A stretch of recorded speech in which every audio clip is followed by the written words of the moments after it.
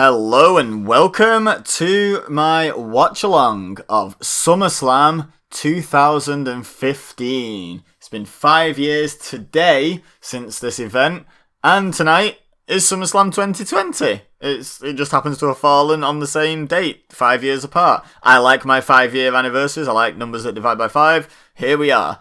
This is, I think, definitely going to be the longest video on the channel so far. This show is nearly 4 hours long, so I'm not going to spend too long on the intro. I'm just going to explain the concept. We're going to watch SummerSlam 2015 together as a family.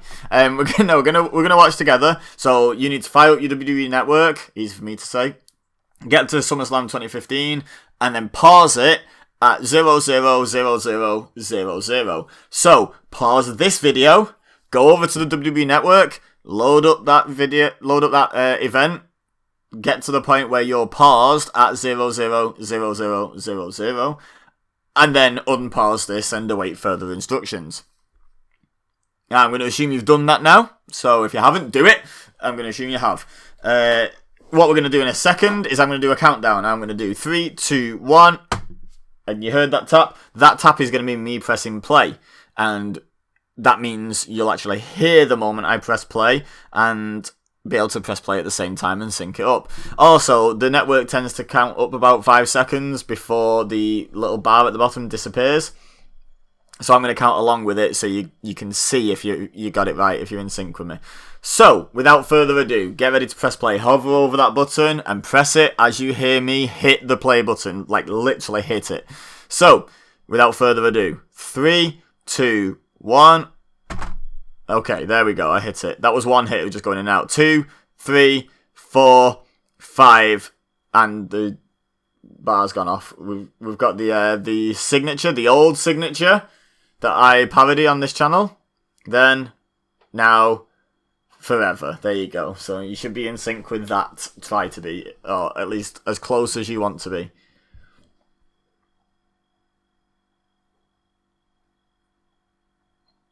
Well, that's enough for me. Thank you very much. Let's turn this off. What's up, Brooklyn? I just don't care about this sort of stuff. Nothing against Jon Stewart particularly. I just don't care about having a guest host that's nothing to do with wrestling. Like, I get why they do it, just not interested.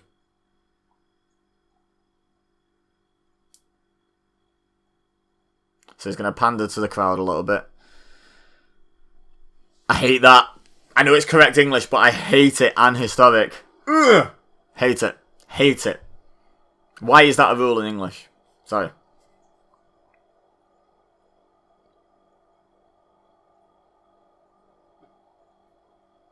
Yeah! Look at that wry smile on his face. He knows what a jab that just was. Reality. The what in him?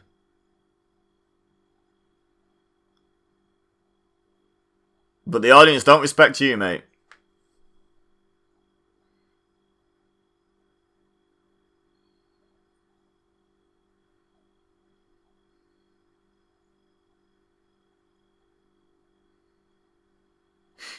He's finally getting that you can play into it.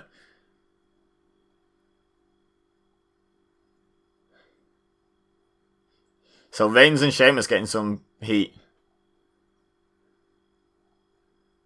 Seth being popular. Popular boy. John Cena not so much. I'm trying to recall what was going on in this time period, and I think... Oh, we just had a little bit of buffer in there, but not too much. I missed who he said then, though. I was talking.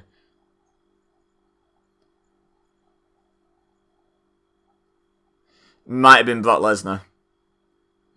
So, I think this was in the height of Seth Rollins' first heel run with the WWE title, right? Are you?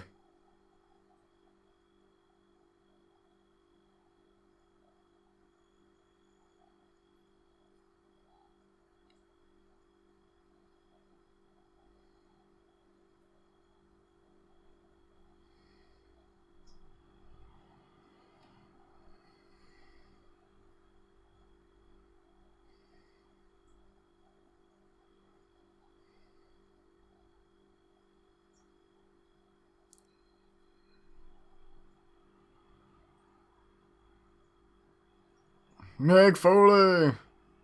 So was Foley not involved at this time? I'm guessing not. Look at the state of him.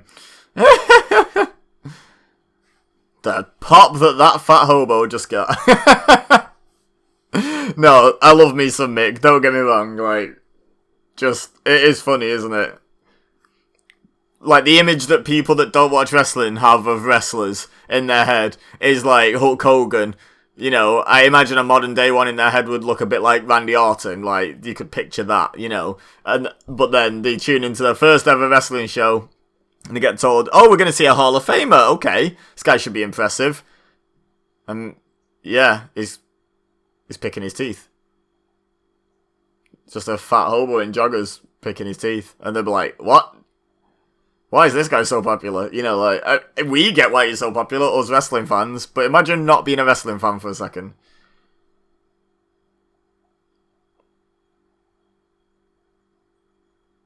That's how you get a pop, Jon Stewart, by being Mick Foley, not you.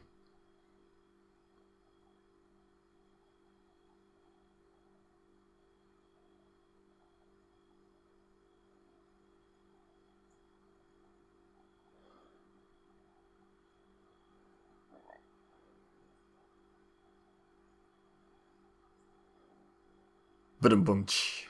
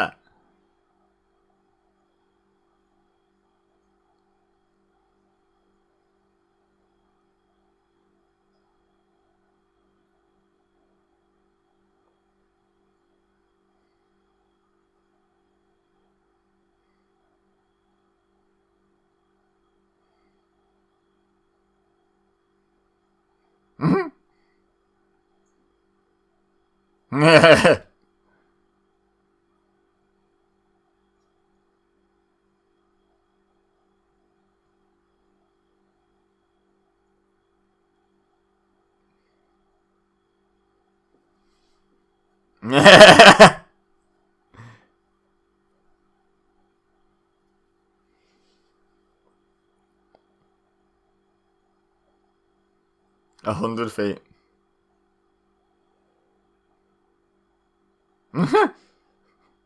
Might be a bit dramatic.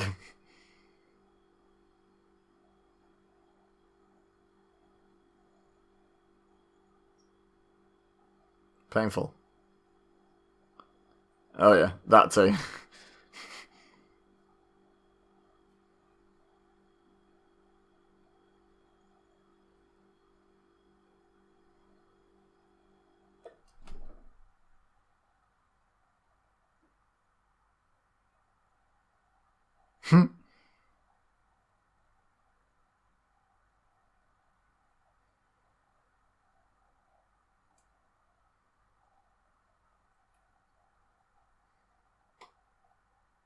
Have a nice day.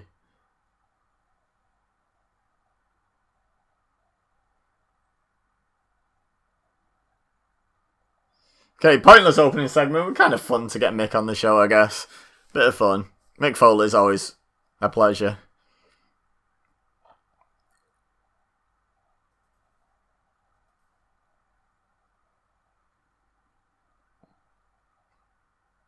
Why are we kissing up to Brooklyn? Only the people actually there, not watching on the network, care about this video package. I mean, I suppose some people from Brooklyn are obviously watching at home, but again, small fraction of the audience. Sheamus was Mr. Money in the Bank at this point. Oh, okay. Diva Revolution. They're still divas.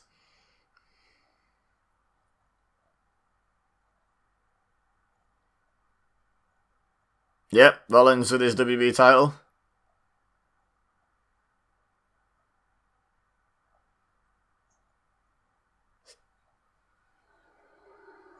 So is Cena challenging Rollins, or is it title for title? Oh yes, remember that. That was a hell of a knee.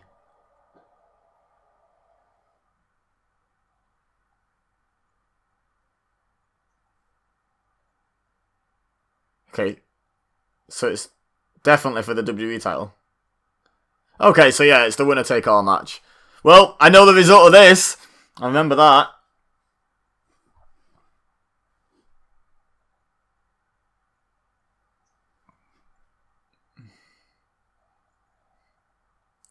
I mean, other than the fact that it's happened in other cities. Nice try kissing up to Brooklyn, but like this happened in New Orleans. I would know. I was there. I was there. That exact scene where Brock Lesnar's winking. I was there. Is this the GIF match where the famous Brock Lesnar Undertaker GIF comes from? The Undertaker laughing GIF. Is that from this match? I hope it is. I will kill you. You're gonna have to. Ooh!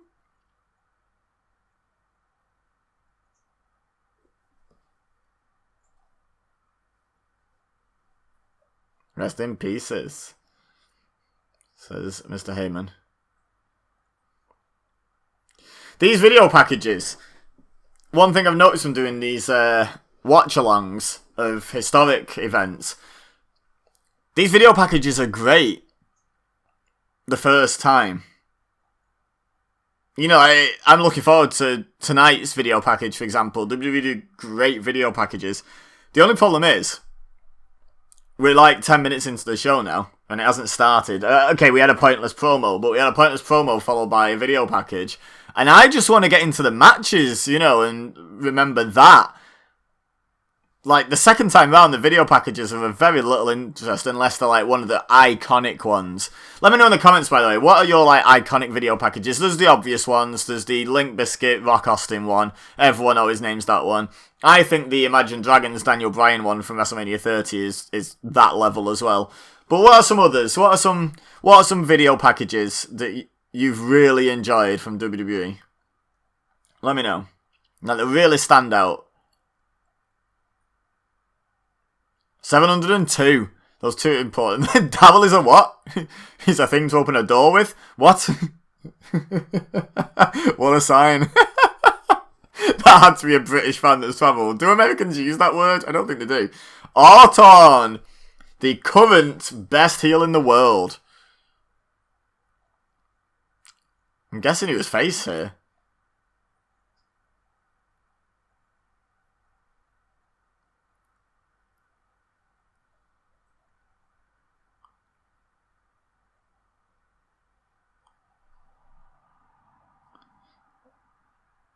It's hard to tell just by his entrance. And it's hard to tell by whether he's getting cheered or booed, because it's SummerSlam. They're going to do what they want, these crowds.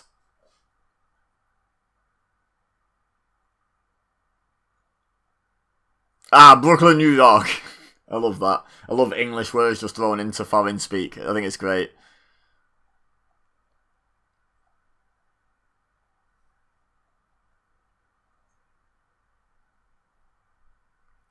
Trying to judge his demeanour, but Orton's just Orton.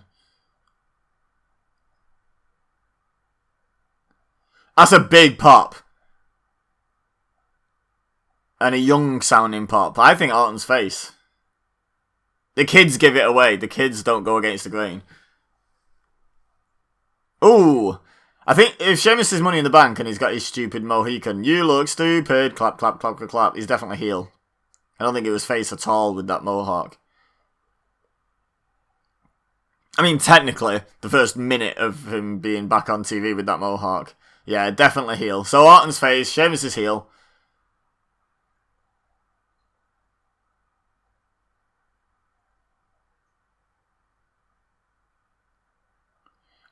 I don't think it's the mohawk I have a problem with it. It's the beaded beard.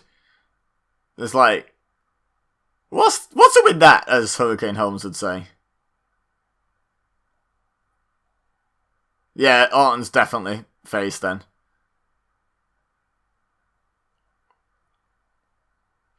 Oh, RKO.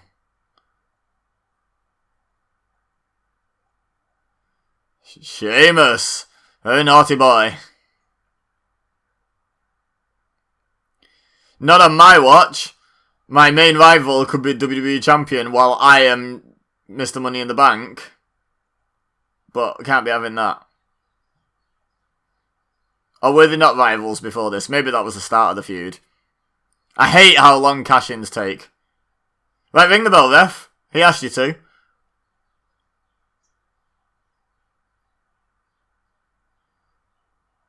So they both got reason to be angry at each other. Kind of.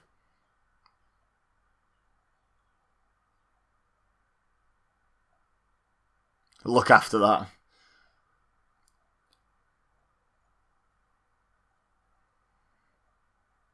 Okay, first match underway. Sheamus Orton. Could be decent. It's not going to be like match of the millennium, but could be decent. You look stupid, chance already starting.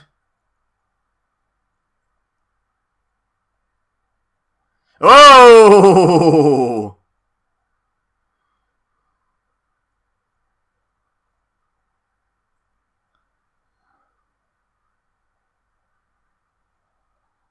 Start counting, ref. It's very popular. You do a bit though, mate, to be fair.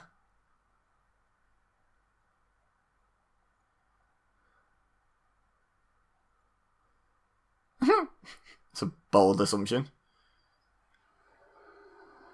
The Hawk. I think it's the beard, mate. I'm not gonna lie, I think that's the main issue. No one goes to punk shows and shouts you look stupid at the punks. So I don't think it's the mohawk. I think people are okay with that.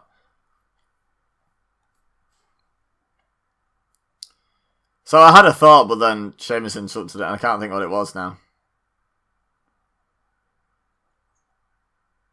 Never mind. If it was important, it'll come back to me, won't it? And into the ring post goes Orton, courtesy of Sheamus. Oh, okay, just runs him over. Like a body block clothesline combo thing. Referee knows how to count someone out now, does he? Hey, it's Mike Chioda. Oh, I was going to talk about Sheamus debuting.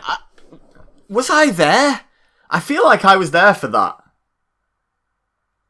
I do feel like I was there, because was that... Did he return, like, the night after WrestleMania 31? I feel like I was there. I don't know. Not 100% on that, but I feel like I witnessed that live.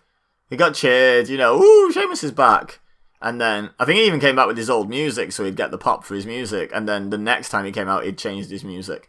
But, yeah, he came out and then turned heel on, I think, Daniel Bryan? I'm like not 100% on that, but let's I'm gonna figure that out now. Sheamus return 2015. It was Dolph Ziggler.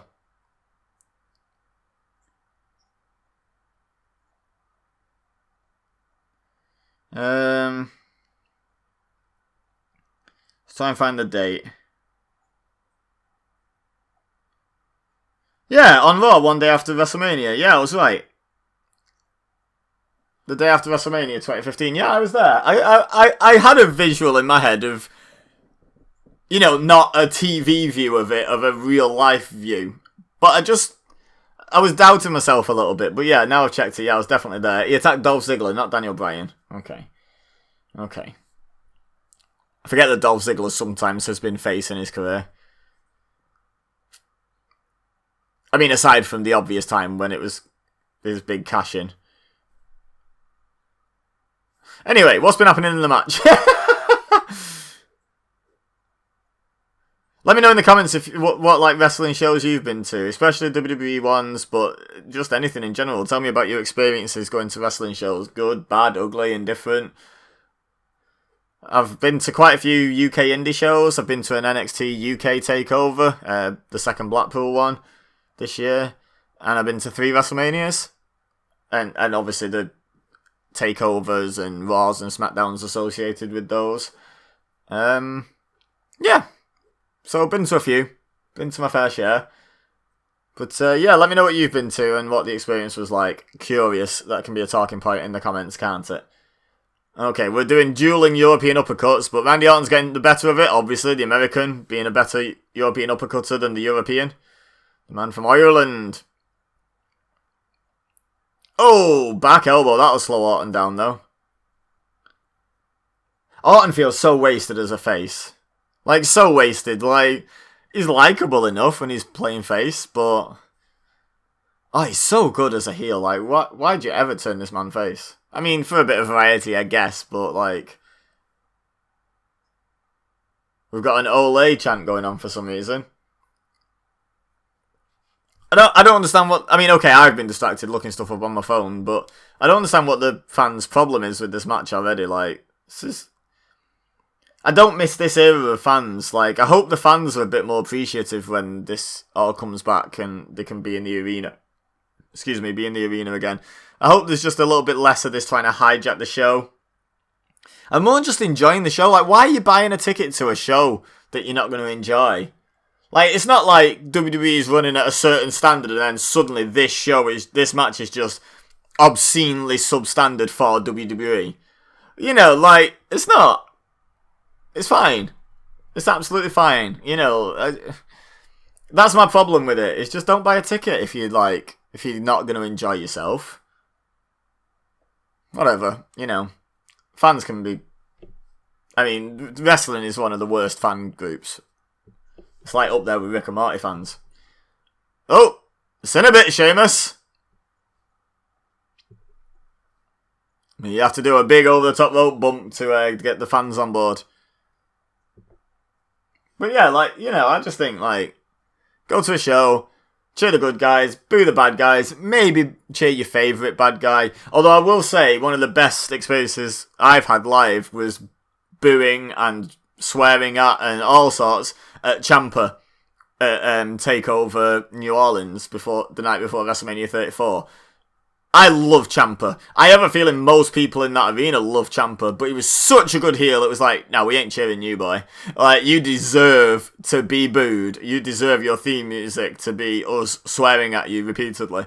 You know, in unison. Like, you deserve that. Like, you're doing such a good job. You deserve to be told, like, in a heelish way, oh, we got blood on Orton. Oh, I didn't catch how that happened. Kyoto getting his gloves on. But yeah, I feel like, you know, go along, play along, cheer the good guys, boo the bad guys. If you really must be that guy, then sure, boo John Cena and Roman Reigns, but it's a bit passé that now, guys, you know. And, yeah, have some fun. Don't just try and hijack the show, it's not about you. So nice submission, nice looking submission. Somehow looks a slight bit more painful than your standard Texas Cloverleaf. Despite essentially being a Texas Cloverleaf. Just Sheamus is in a different position. Orton isn't. Orton's in the exact same position. And he's got the ropes.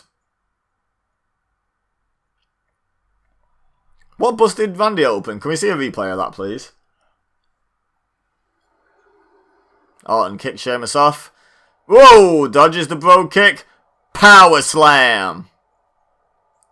Summons the ref. The referee's like, I'm already in position, mate. What are you on about? Don't look at him. Don't look at the ref in that tone of voice. Like, he was there. You were the one wasting time summoning the ref when he was already, like, basically counting.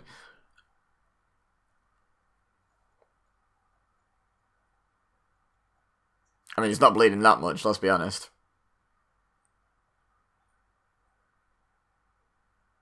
Oh, runs into it. Big boots. Up. Skins the cat up to the top rope. Oh, Orton catches him, though. That was a nice little, sequence. Roll pung DDT off the top. I think so. Nice. Move, ref. I have to taunt to the crowd and you're in the way. You're in my way, boy. Is that Pirates 3? I think it's 3.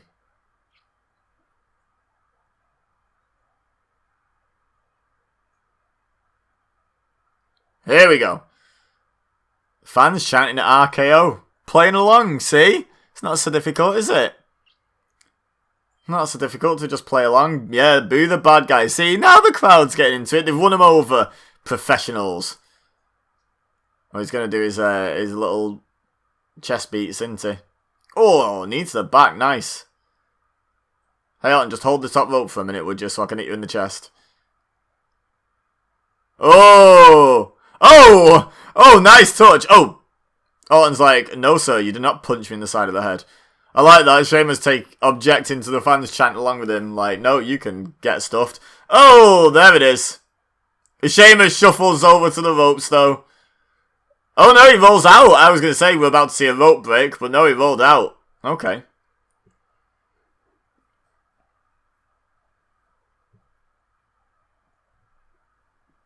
So, he used to do this slingshot shoulder tackle.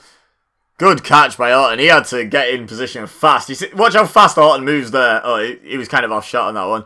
Orton moved fast to make sure he caught Sheamus. He didn't have... Gravity was not being his friend on that one. Sheamus was coming down fast. So, well played, Randy.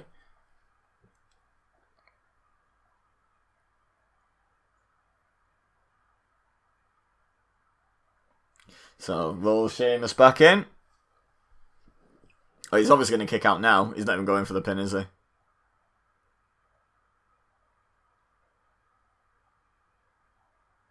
He's got some evil intentions. Oh, he's going to line him up for a punt kick. Which is now back. It was a big deal back then, though, because, like, it had been outlawed for a while. And now it's a face move, apparently, in 2015. I'm glad the punt kick's back. It really suits him, like, in this heel run. Really adds something to that run.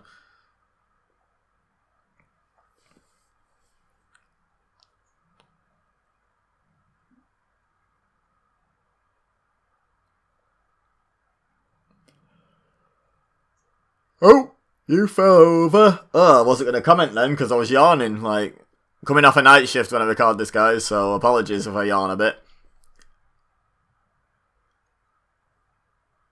He does look kind of stupid. I would agree. Then again, you don't look so great either in your Batman vest. Shut up. You don't get to say that. Nothing against Batman, by the way, or vests. He just particularly looks stupid and I wanted you to know which one I meant. Bro kick time.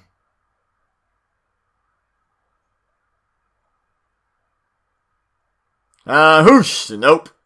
Now KO. No. Oh, bro kick into the corner. Oh, and another one. Wait, is this a clean win for Sheamus? No way. Double surprised. One, because, I don't know, just, I think I'm in, like, how good Orton is now mode, whereas in 2015 he was just generic babyface, kind of, I guess. But also because Sheamus has missed the Money in the Bank, and they famously lose a lot before cashing in. So, yeah, I didn't actually expect that. Not a bad match. Reasonably enjoyed that. They won the fans over. Did you hear that, guys? The fans were trying to hijack that, but by the end, they won them over. They had the fans on board by the end.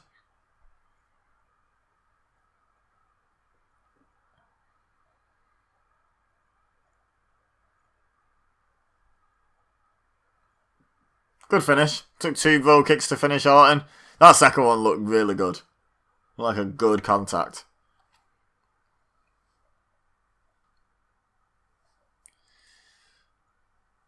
Money in the Bank.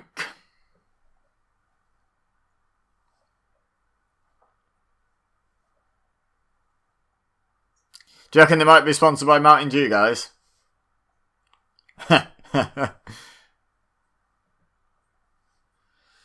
4-hour Summerslam. Jerry Lawler even checking his watch like, my god, that's a long time. Oh, we don't care.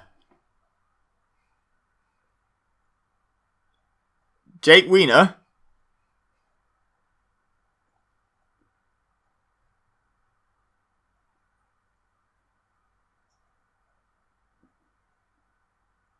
Okay.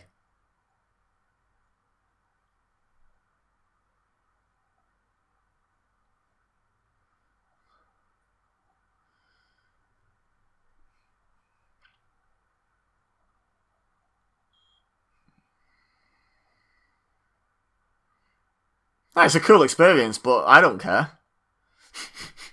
I don't care that these 2 guys got to go. Why do I care? Oh, this was Takeover Brooklyn. That was Sasha and Bayley. I've done a reaction. I've done a watch along to that match. Right here on WWE Baszler. Cheap pop.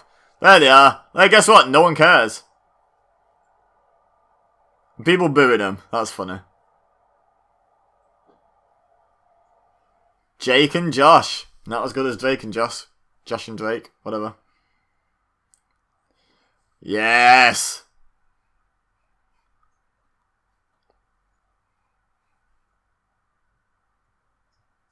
Two. They're like 8-time now, aren't they? Wow, they still have the gospel-y stuff on the entrance video. Pretty sure they don't have that anymore.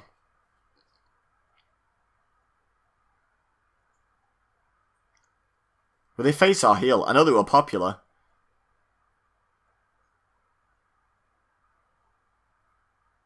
Okay. So they're heel. Heel New Day. That attire is clean.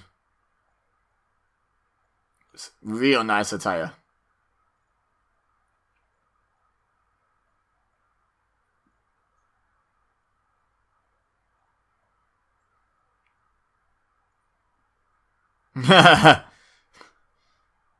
Biggie.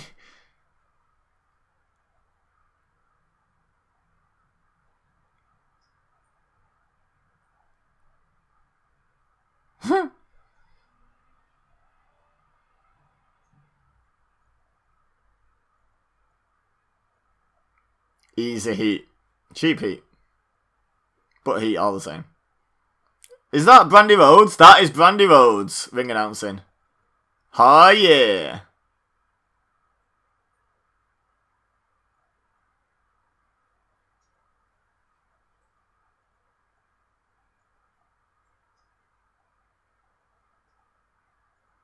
They just insult the town for how long, and then the fans are just like, yep, New Day rocks, we're with it.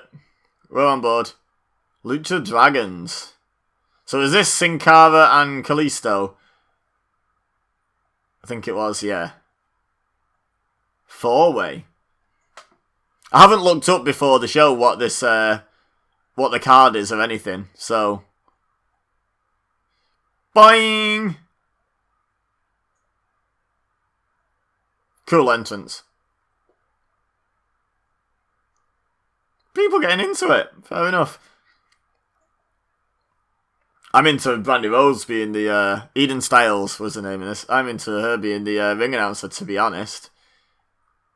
Los Matadores. Remember this incredibly racially sensitive gimmick.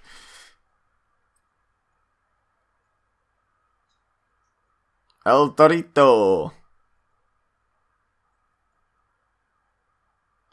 Wow, primetime players. As if. Look at those big pennies.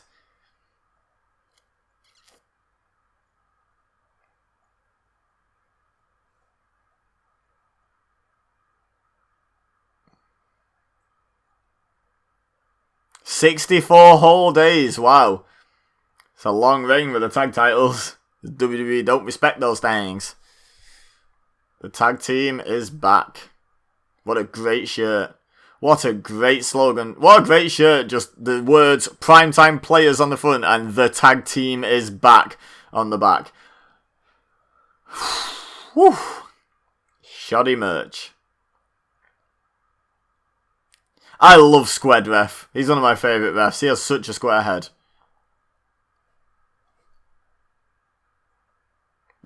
Wow. Is that just one boot he's got like that? Oh no, that's Big E's feet. Okay, there's some nice boots there, Kofi.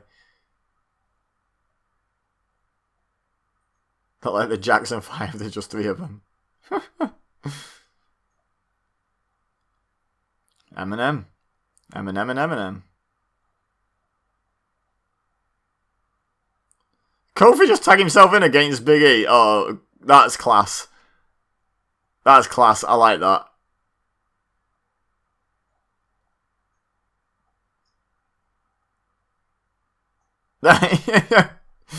Great spot. I like it. I like it. Exposing the logic of some of these matches. I like it. Big fan. How are only heels allowed to be smart? Oh my god. I don't even know what that was an offensive move by Sin Cara. Looked like a DDT from Kofi. Oh. Was this Botch Cara or was this Unico?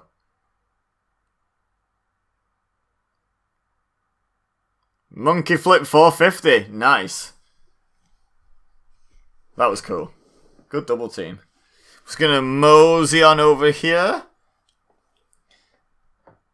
I can reach. Yep. I got my drink. I got a bottle of water. The last long watch along I think I did, I got in trouble because I drank Etch's 0% cider. And true to form, she'd had it for like over a week at least, and then that night she wanted it. And I was like, really? Couldn't have just let me buy a replacement one and only noticed tomorrow and wanted it tomorrow? No. Oh, Kalisto. Just returned recently on SmackDown. In present day. Oh my god, his head was close. Wow, his head was close to the mat then.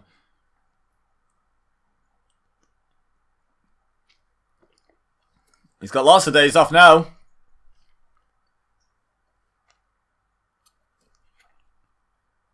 Is he in Ring of Honor still? Last I heard he was in Ring of Honor.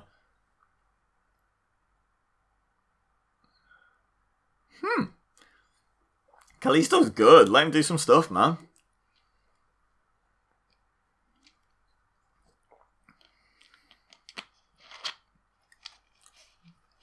Why didn't New Day tag themselves in on both of them and do the same trick again?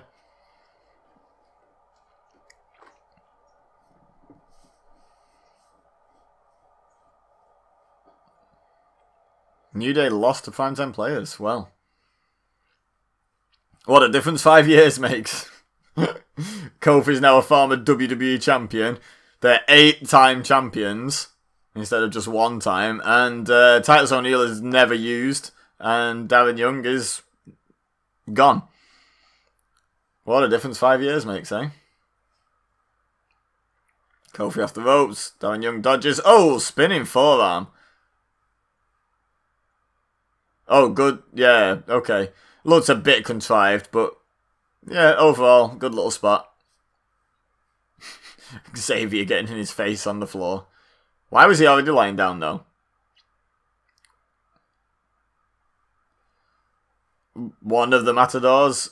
Why would Big E leave the ring and allow him to attempt that pin? Like, surely you'd drag him off and then leave. Strange decision. Then doesn't tag himself back in. I don't know which one's which. At all. Not even going to pretend I do.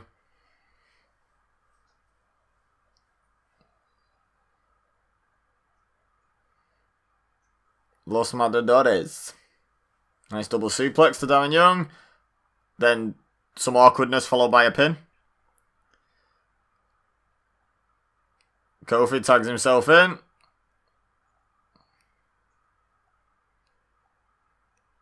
Oh, is this Unicorn Stampede time? I love this move.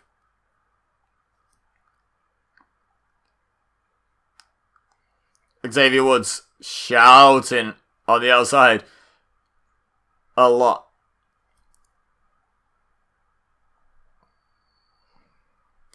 Still going. Both the stomps and Xavier. There's the dropkick.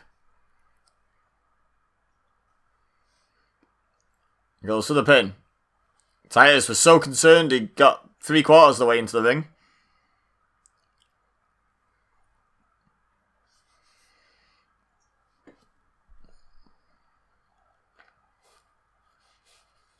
What version of multi-man tag match rules do you prefer? This sort, where it's 2 legal men and anyone can tag anyone? Or would you prefer it to be like 1 legal man from each team at any one time?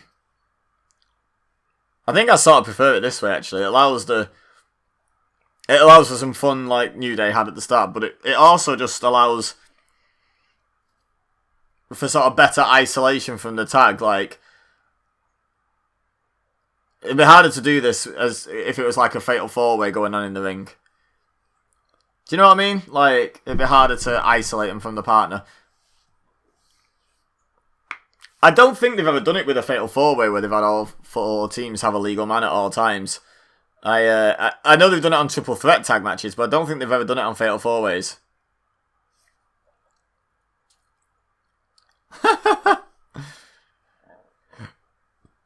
No wonder they ended up such popular faces. Like, they're supposed to be heels at the moment. They're just too likeable. Woo! Woo! Woo! Nope. Double nope.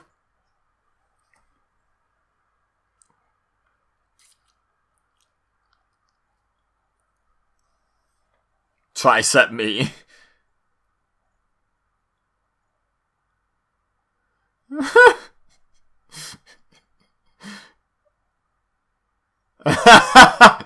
He sure does have a lot to say, huh?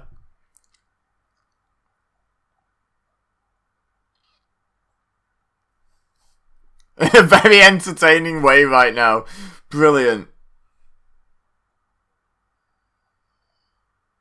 Xavier managing to be entertaining and annoying at the same time. Oh! So let me get this right. If he need Kofi in the groin, it'd be a DQ. Well, maybe not in a fatal four-way, but in standard rules, it would be frowned upon at least. There's the hot tag. But if he sticks his knee out and Kofi happens to land on it, it's fine. Does that not constitute a tag? No? Okay. Oh my god! That was a boot. What are you doing, Kalisto? Get over there! Is that not a tag? Okay. Just checking.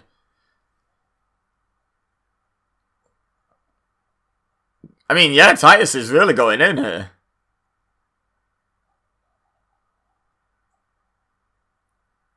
He's over. Fans getting behind that.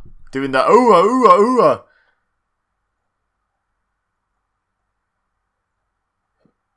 That's over. Wow. It's blind tag from one of the Matadores. Oh. I think that's Fernando. See, even Michael Cole doesn't know which one's which. I don't feel too bad. They were called Diego and Fernando, but I don't remember which one was which. Like, I don't remember which one was Primo and which one was Epico, and I certainly, by looking at them in the mask, don't know which one's which. I think that might be Primo. That's legal. Sin Cara gets drop kicked out of the air. Nice. Got a big pile of people out here. Big old pile of people.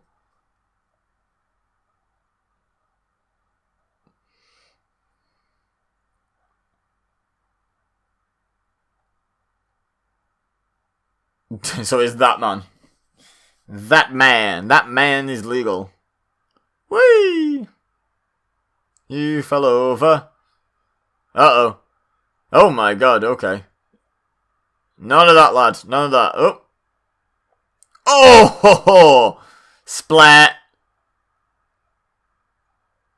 I love Xavier Woods. I love him.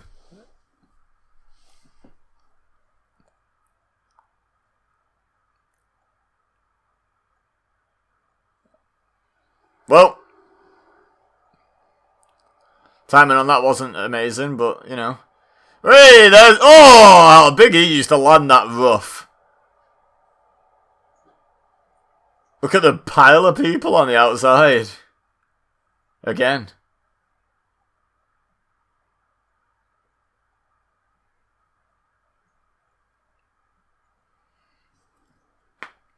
And This Is Awesome chant. It's pretty good, actually. It's pretty fun. Do you think it's sometimes a bit easy to get a This Is Awesome chant from a WWE crowd? But no, this is pretty fun. Credit where it's due. I'm enjoying it. I'm enjoying. Thus farly. Hell are these two doing? Oh! Well. Yeah, referee's just like, really pointless. Why are they even tagging? There's no DQ. Why isn't this not just Tornado? I'll never understand that. Like, there's no disqualification. Why are they tagging at all? I get you can enforce there's only 2 people that can be involved in the finish, but why are people standing on the apron and just watching? Kofi with the tag. That apparently Titus didn't feel.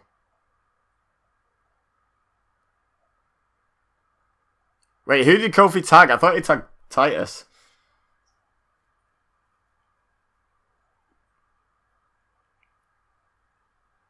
Yeah, he tagged Titus. Whee! Look at Big E!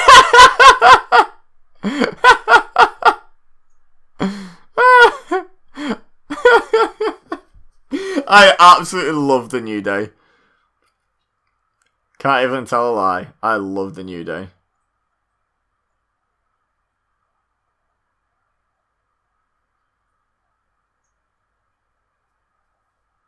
I mean, I wasn't. I saw the tag a mile off.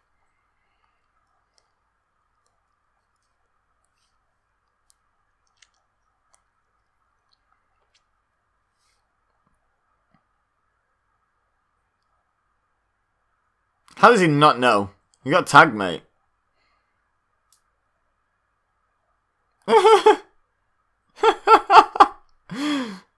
It's Big E, though. Big E does it for me. He's so good.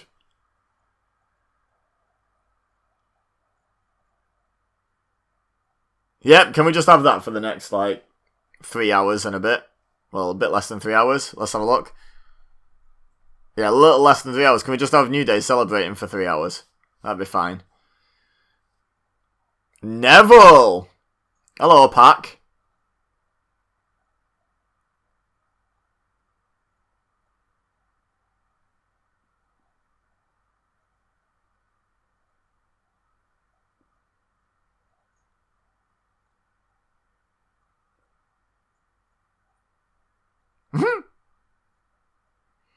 Okay.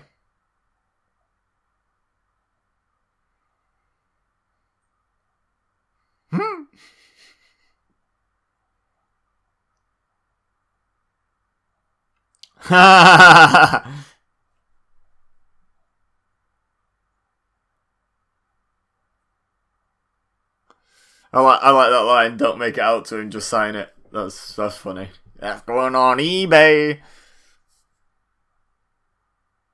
Generic white t-shirt.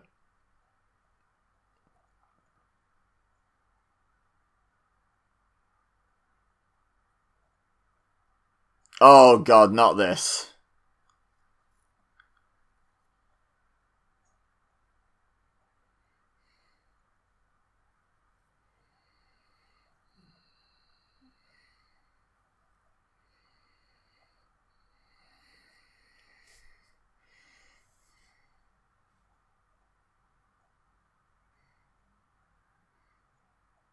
This is such a who cares storyline.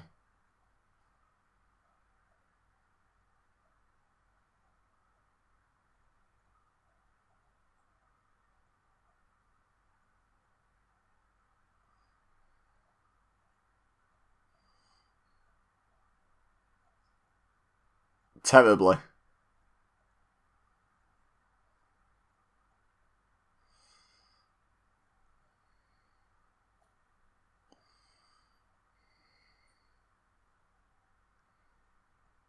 So yeah, Ziggler's the face in this. Okay.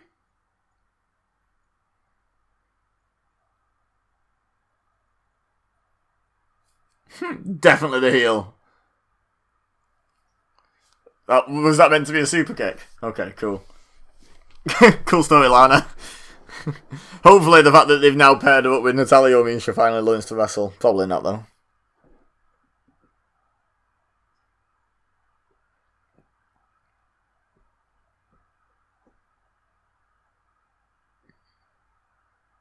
What a weird storyline. Wasn't this the storyline that got Rusev and Lana heat because they got engaged in real life what in the middle of it, and they're like, "Okay, kayfabe, guys."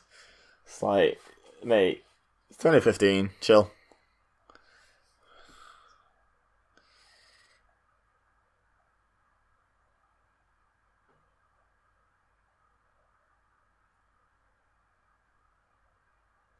Is in Ziggler wear? You mean denim? You mean just all denim?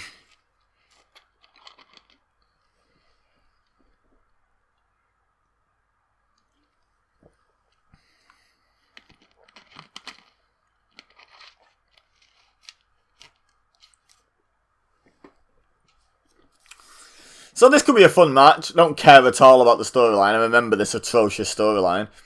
But the match could be fun. Like, we recently did a watch-along of SummerSlam 2005, and that had a custody of a child ladder match. And that was still a good match, despite the story.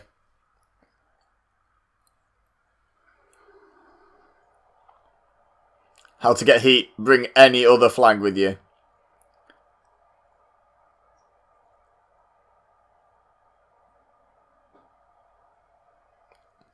She's very sparkly. She's very sparkly.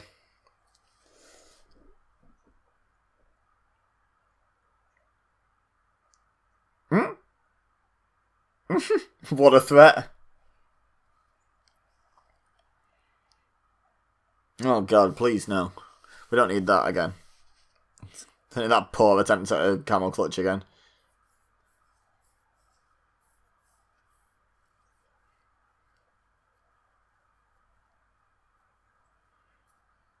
I do like that detail. That's the only thing I like about this. That detail where Rusev's just like got Summer Rae dressing up, cosplaying Lana, basically. It's like, yeah, I don't think he over it. I don't think he over it. Stealing the show and your girl. I think it was and your girlfriend. I think I have that shirt. What merch have you got? Let me know in the comments.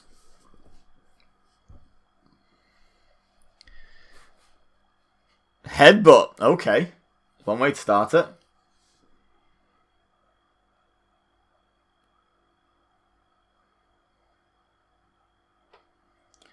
This is what happens when you have an undefeated streak for like a year and then decide to go up against John Cena at WrestleMania.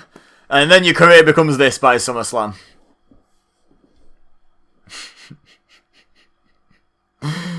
Like, legit.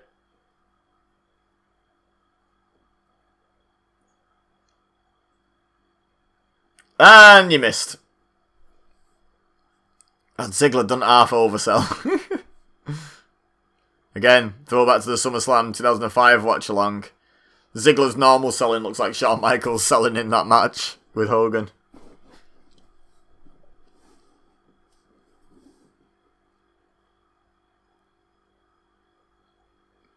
Ziggler kicks out too from many elbow drops.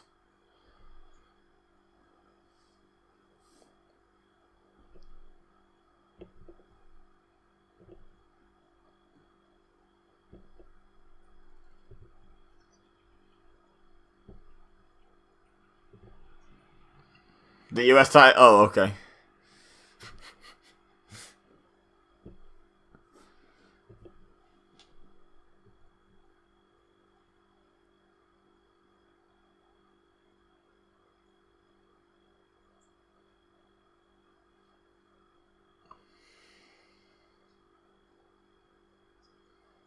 No. No, she cannot. No, she cannot. Sorry, just listening to the commentary a bit, guys, because I really enjoy, like, listening to commentary on really bad storylines. Where they obviously know it's a really bad storyline, but bless them, they're trying. They're trying to still sound as enthusiastic about this as they do about, like, the real storylines, the interesting storylines, the ones that matter.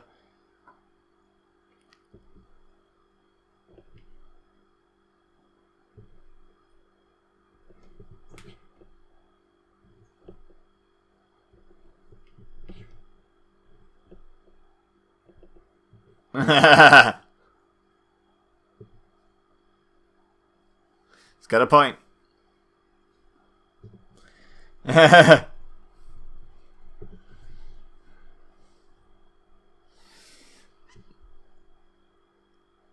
So we've got a bear hug situation going on, which is always the best part of a match. Where they have a cuddle. They literally just have a cuddle. I don't know. Can't muster up much enthusiasm for this because, you know, the story's atrocious. The match would have to be ridiculously good to make up for this story, and it's not. It's just there at the moment.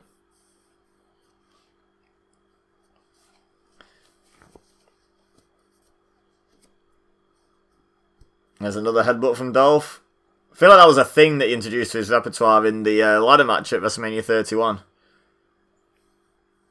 And him and Daniel Bryan have like a bit of a headbutt off. That was a nice move. Not greatly executed, but nice move all the same. The referee had already stopped counting before Ziggler kicked out there. Pretty sure. Like he'd stopped moving his hand, then Ziggler popped the shoulder. Whee! Splat.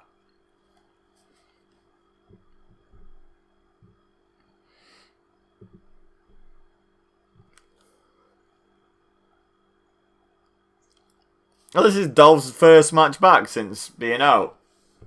And this is what they brought you back to. Oh, they're chanting USA. I was like, they're chanting Rusev Day. I didn't think that went back to 2015. It didn't. Short answer. It didn't.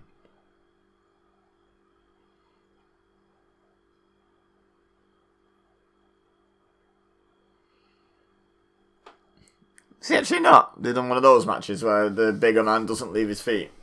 Interesting. Oh, just knocked my bottle of water over. Luckily, I had the lid on. Press slam. DDT counter.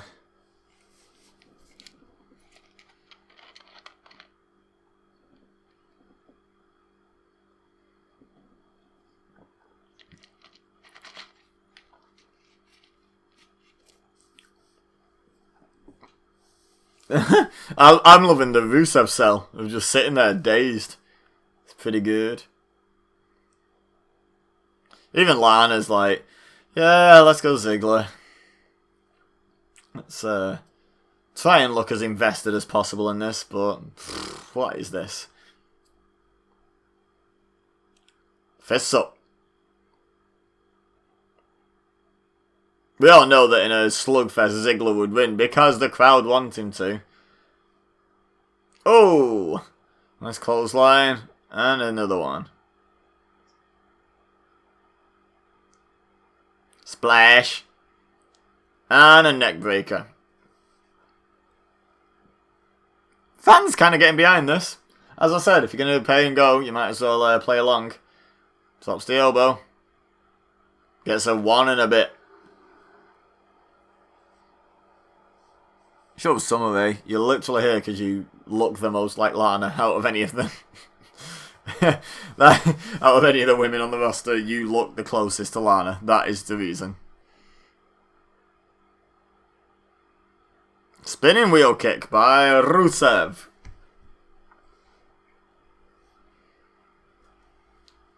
Ooh, close 2 count.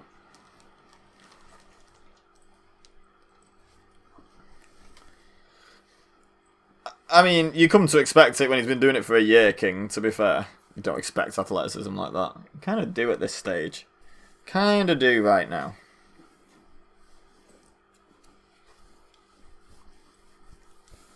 That's not saying much. That throwaway belt that gets passed around. Oh! Oh my god, okay. I was expecting some sort of superplex, but no, he... Top rope X Factor. Basically. Lana trying to remember not to cheer for Rusev. She's like, wait, which one am I cheering again? Kind of old habits die hard and all that.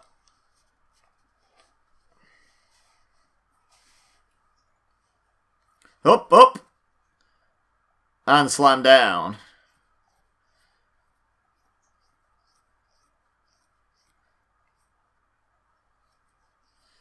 Lana properly trying to... I don't know, is she supposed to look hesitant? I don't know. I don't know if that's good acting and that's the role she's trying to play, or if it's sort of, do I really care kind of situation. Oh! I saw the obvious splash coming there, and then suddenly he flipped through. It's like, okay. Somersault senton. Look, they're both crying.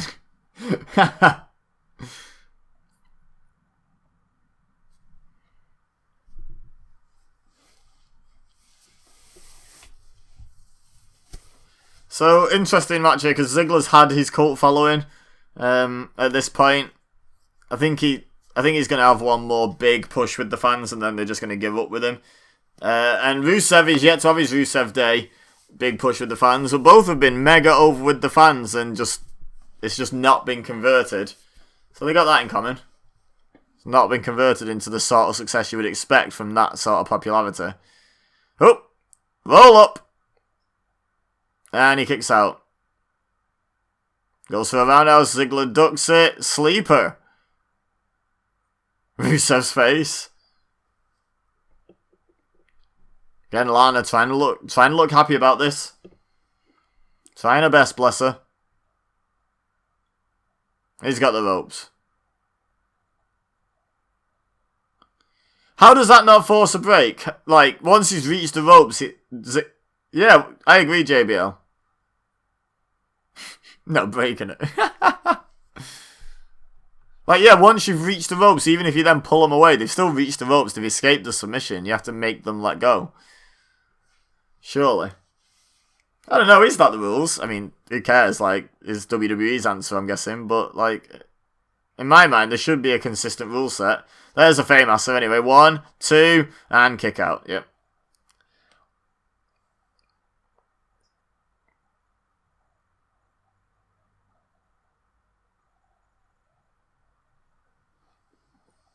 It's not a bad match, this.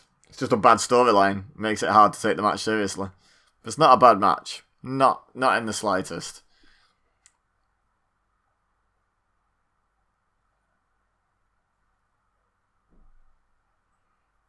Zigzag. Oh no, he's got the ropes, so he won't get it. There we go. Comes in. Nice. And match cat kick.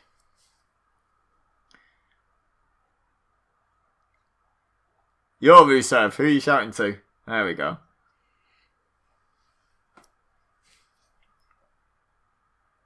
Oh.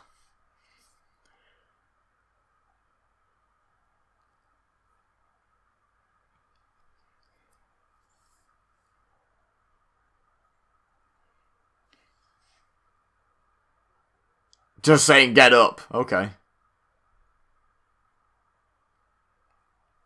Slap. Why would you let go just because that's happened? You can't shout at her while you've got him in an accolade?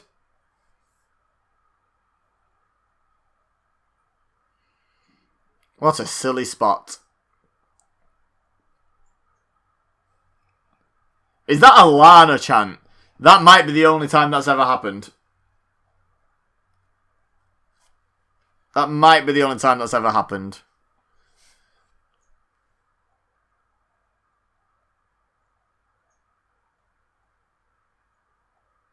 Oof, okay.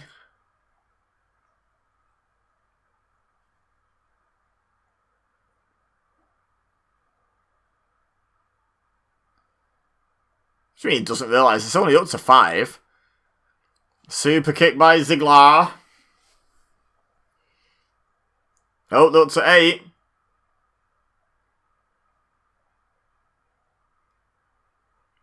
And it's a double count out. Ooh, that won't be popular. Can't do non-finishes, ever. Listen to those entitled people.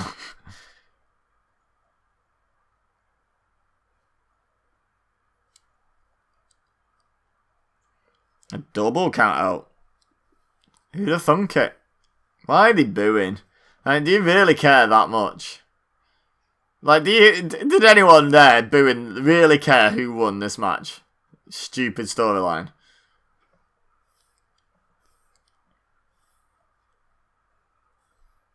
I love how now everyone's like, oh, Rusev, what are you doing? It's like Ziggler went after him after the bell. Can't blame the man for defending himself. Why is Ziggler just beating the floor? Summer Rae going after Ziggler. Oh. Almost saw a lot more than PG would allow. And again, almost saw a lot more than PG would allow. This is hashtag Divas Revolution, right?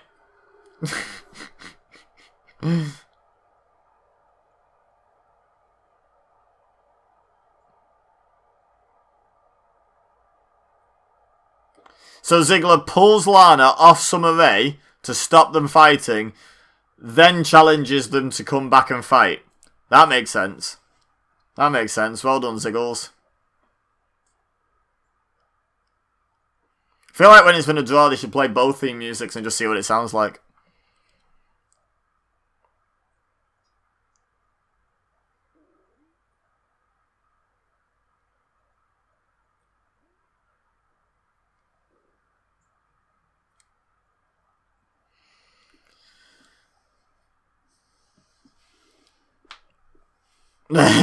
King.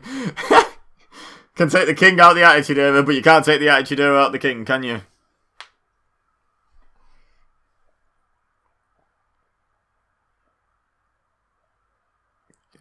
Demi Lovato. Remember when wrestling teams used to be like really cool metal songs? Now it's this.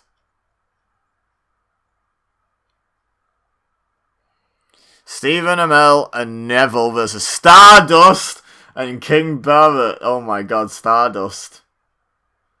None of these men wrestle for WWE now. Two of them are in AEW, and one of them's... And I think the other two are actually way more likely to show up in AEW than WWE. In any time in the near future.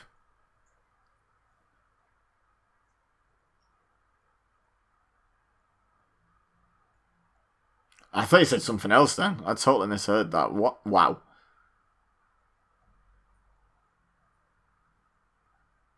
Imagine using Cody Rhodes like that.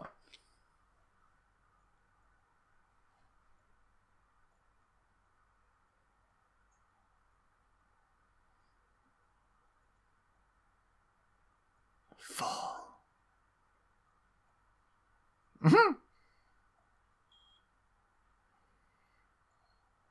Look at me, I can do head springs.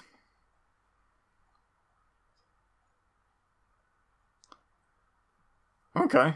Sort of see the logic there.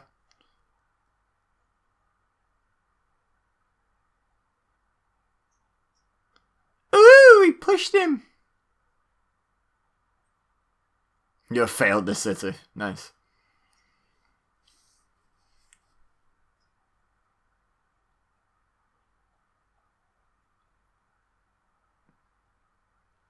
This video, again, bad story, bad use of talent, but this video package is just excellent. Love it, this comic book.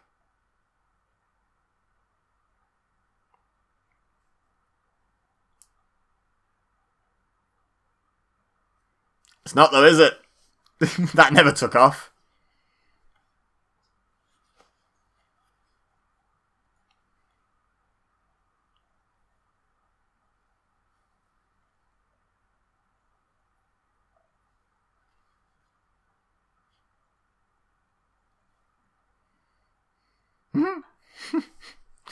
Okay.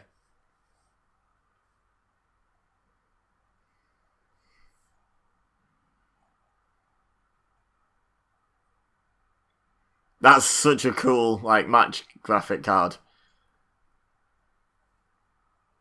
The comic book version. That's awesome. A big fan of that video package in general. That's cool. Bad use of talent, but...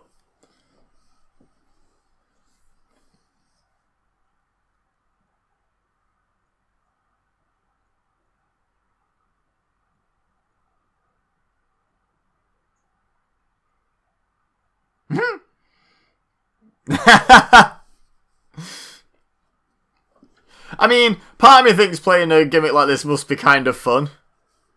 Waste of his talents, but kind of fun. Because, like, you can't do anything wrong.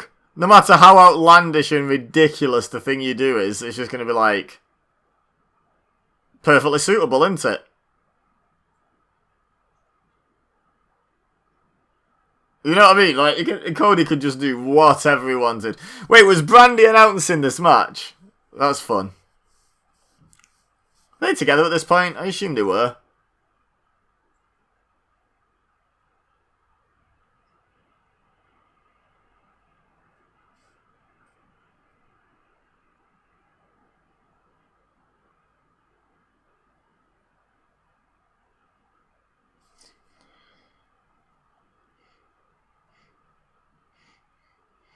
So Stardust was just flat out denying being Cody Rhodes. Oh, yes. The rave music for Neville. I almost called him Pac then. Is there a dead pixel on that Titan song? That's funny. Like a big block of him. Yeah, look. See that, like, black square? Huh. That's fun.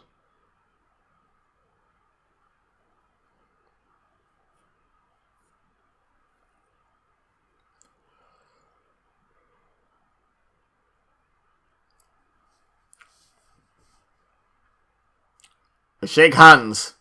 Shake hands. We haven't had the opportunity to do that before.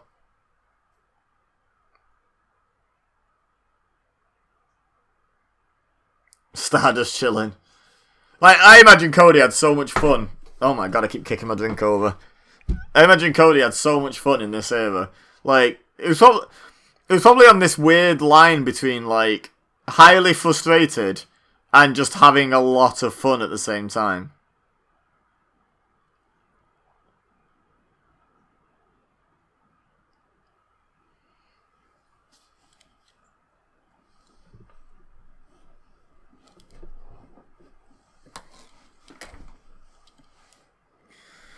Yeah, Stephen Amell's in good normal guy shape. It still looks tiny for a wrestler, like muscle mass size, but muscle mass wise.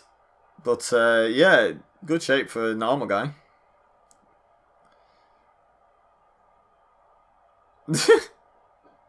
Hey, we want you to do some flippy stuff across the ring just for the fun of it. We know you're like one of the best wrestlers in the world, but we want you to do head springs. That's what we want you to do. Just be a cruiserweight. Be an interchangeable cruiserweight.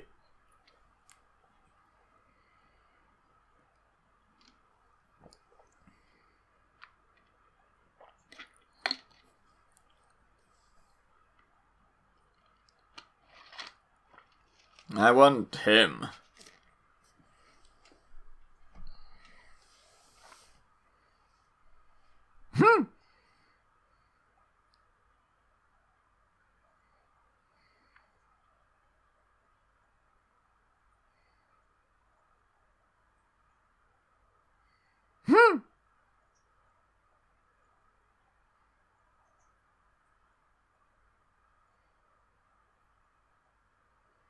It pushed me.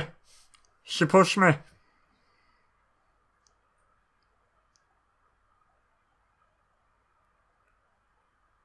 You just kip up and we didn't even see it because of the camera work.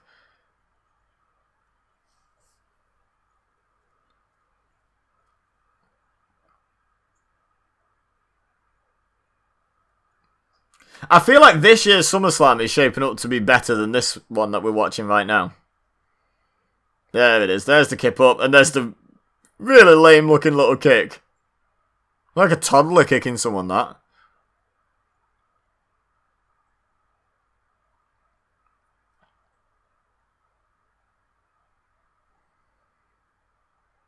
Nope. Little roly-poly from Cody.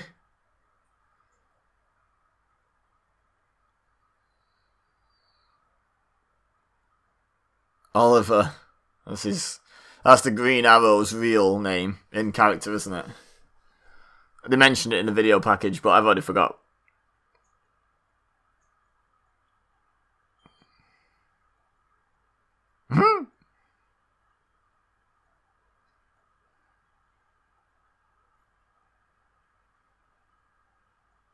You failed, you see.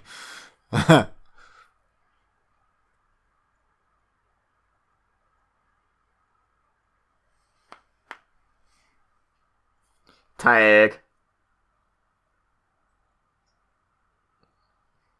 Hasn't Stephen Amell done something with AEW? Wasn't he either All In or All Out or All Shake It All About?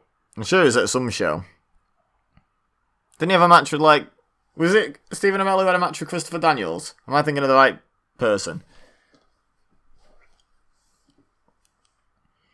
Get Stu Bennett involved. You could do a rematch of this at some point. In AEW. Let's quickly look it up. Stephen Amell AEW.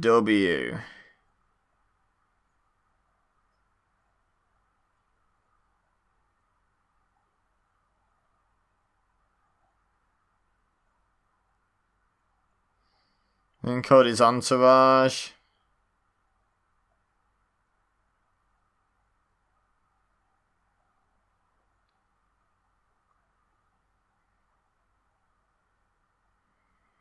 No, I must be thinking of the wrong person. AEW All Out Christopher Daniels.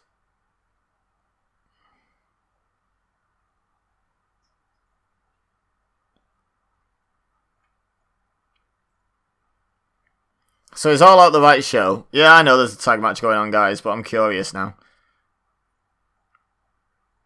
Might have been All In. Yeah, they were SCU were in a 6-man tag at All Out, so maybe it was All In.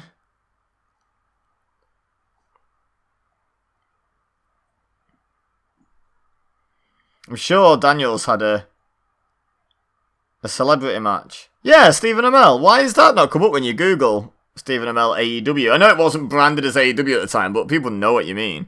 Yeah, I was right. So Christopher Daniels versus Stephen Amell was a thing. So he's been in AEW, kind of. He's been at an event for the company that became AEW.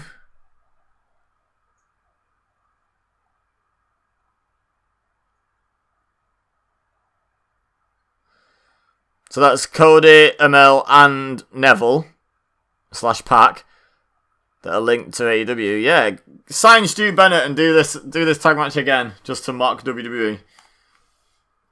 But, you know, make it good. And don't have Cody in weird face paint and a full bodysuit. Enziguri from Stephen Amell. I'm back watching the match now, guys. We've only missed the heel beatdown of the babyface. We're getting up to the hot tag point now. We've not missed anything.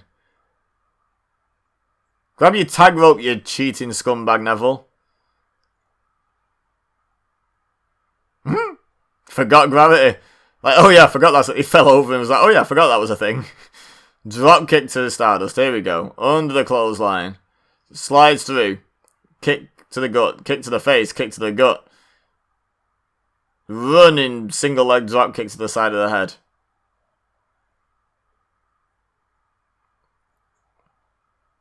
Should be the man that Vince McMahon forgot. Nice kick in the corner.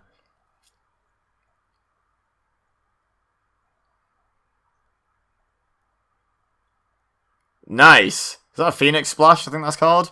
But from the middle rope. Impressive. Stardust breaks up the pin anyway. And then Neville chucks him out the ring for his troubles.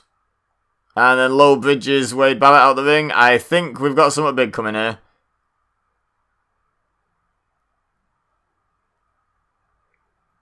Stephen Amell's going for it.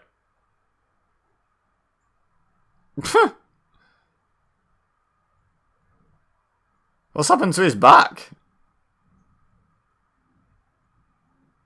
Got like an injury on his shoulder or something there? Oh, is this the end? Oh, good.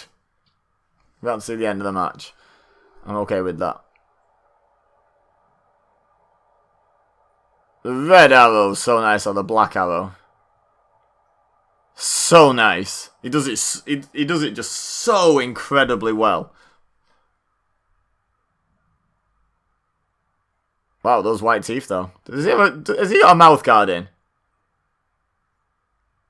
Or has he just been using a lot of... Yeah, there's the mouth guard. Okay. I was going to say, a lot of teeth whitening stuff. Okay, well, that's over. That's easily the most recent wrestling match I've watched. That's all I have to say about that. That's my review. Stardust, you have failed this city. Has someone bought a sign for this match? Someone cared enough about this match to do a sign. That's pretty incredible, that.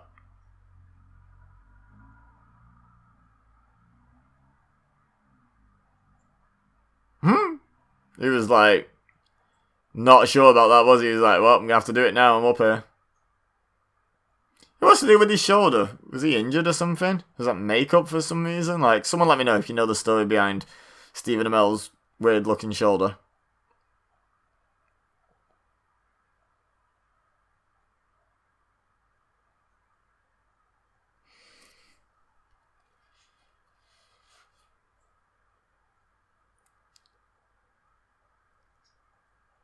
I mean, is it that embarrassing? Barrett got beat by Neville, like... I mean, yeah, technically 2 on 1.5, innit? Because Stephen Amell's not a wrestler. Yeah, that on his back. What's up with that? Also, why wasn't his tag partner the Hurricane? Just saying. Brought him back. Hey, look, more Mountain Dew. Excuse me. See, I tuned into SummerSlam 2015 to see someone skateboard. Don't know about you, but I sure did. And if you're complaining, you're just a AEW mark. Tough enough finalist. Tough enough. There's Mandy Rose. No way. Amanda. Mandy Rose is there. She got a match tonight. Nice. I never knew she was from Tough Enough. Because who the hell was paying attention to Tough Enough? Like, in 2015, who's still paying attention to Tough Enough?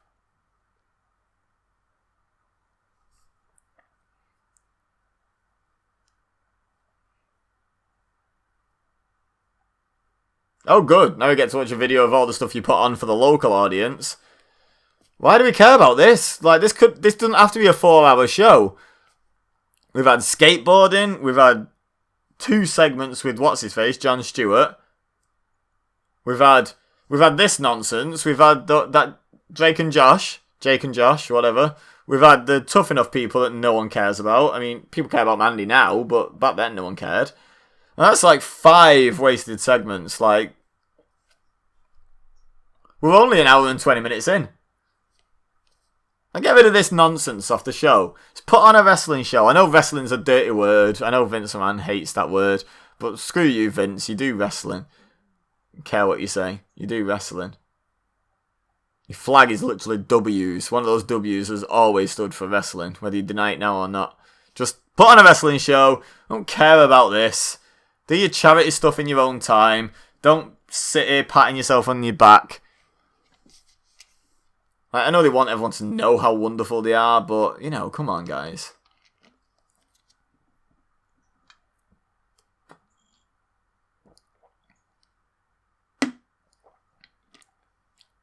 Miz.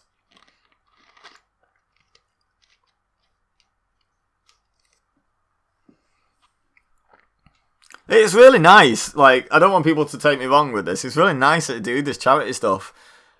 But then they just sit there for like 10 minutes just patting themselves on the back for a solid 5 minutes about it. And it takes away from it a bit for me. It's like, you do it to be good. It's just a PR activity at this point, isn't it? Like, call me cynical, but this is just a PR thing. If they'd have said, oh, we're not allowing any cameras, do you think they'd still have done it? Like, I don't. That's the vibe I get from that video package about the charity stuff they do. It's just, they did it for the video package. Not for the charity. Not for the point of it, you know. I don't know. Maybe overly cynical, but I've always hated that.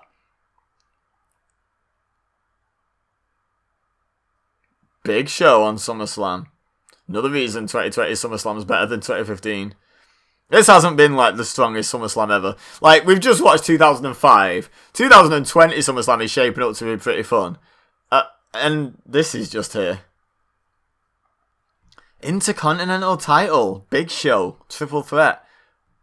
Could they not have just done this one-on-one? I don't even care who the other 2 people are. Surely it'd be better without Big Show. It looks like he's heel. He's a heel this week. He's not smiling, so he's a heel.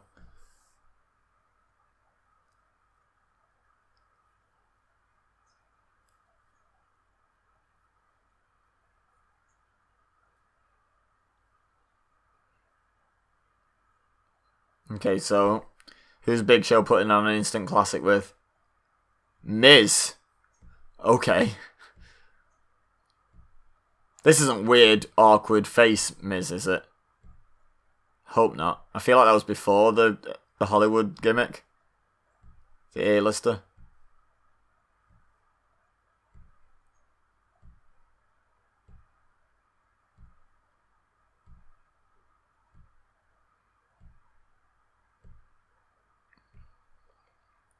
I'm guessing he's heel. So who's the face in this match? Who's the third person? And did Miz and the third person really need... Oh my god. It gets worse.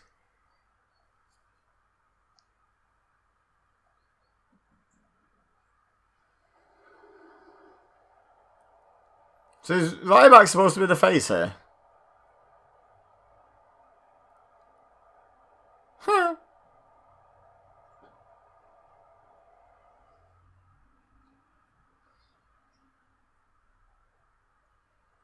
I thought when Ryback was IC champion, he went all heel and was actually vaguely entertaining for a bit. Obviously not yet. Yeah, Daniel Bryan's, supporting him, so he's face, definitely. Lumberjack Daniels. Bryan.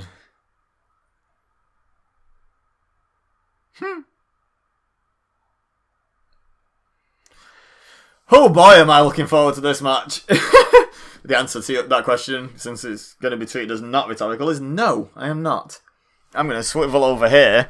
I'm going to grab my tube of Pringles.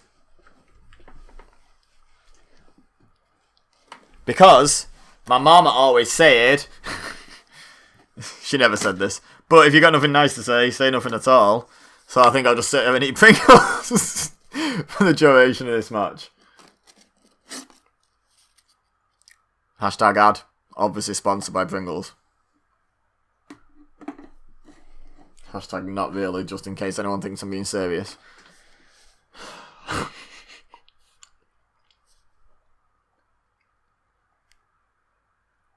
And by the way, not against the sponsorship from Pringles. Everyone tweet at Pringles. I don't know what the Twitter account is, but everyone tweet them. And say, sponsor Ibiza. I will eat Pringles on every watch along. Happily. All I want is for them to send me free Pringles. They don't even have to pay me. I mean, they can pay me if they want. But they can also pay me in Pringles. I'm good with that. Okay, so this should be utterly amazing. Miz isn't exactly the guy to carry a match. And, boy, do we need someone to carry this match. Sorry, I'll eat some Pringles. Instead of, saying mean things. You can't hear me crunching the Pringles, by the way, because I'm one of those weirdos who likes to lick the flavour off the Pringle first. Especially on the salt and vinegar ones, because they are so salty and vinegary. They're great. That was a bad move, Miz, wasn't it? Uh-oh. Uh-oh. SpaghettiOs. Oh, now suddenly the team up. This ain't going to go well, is it, guys? Like, Miz can help. Ryback could have a better chance of suplexing Big Show on his own. Miz is actually negative help in that situation. Big Show doing his obligatory, look how big I am, but oh wait, someone overcame the odds. Match of the year for 2015.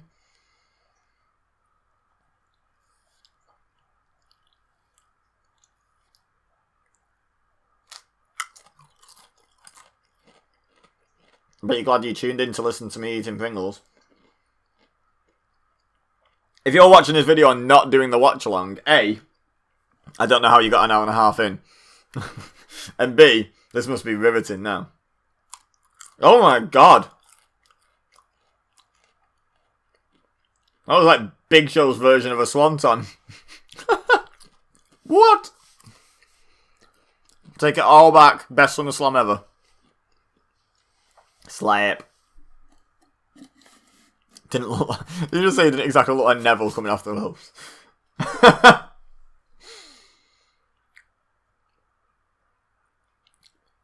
Him lumbering about.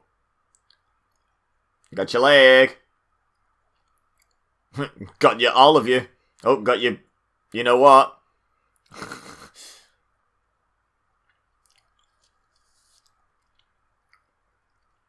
2 count. Damn. I was really rooting for Ryback there. I'm rooting for whoever's going for a pin, to be honest, in this match.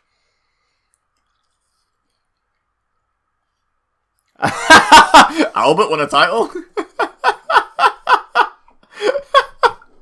Oh, went quiet at just the right time for that.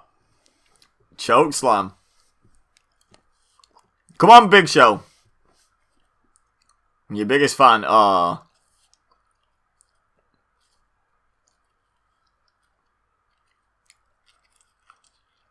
Wait, they're talking about Bret Hart and British Bulldog during this match. You're joking, right? Bret Hart dragged a drugged up, come down, whatever, British Bulldog to a match 50 times. In fact, no, this match would have to improve 100 times to be 50 times worse than Bret Hart versus British Bulldog. Go on, Big Show. I'm really supporting you right now. Come on, Ryback. Yes, Ryback. Come on, Ryback. 3 count. Oh, pin him, man. You had him.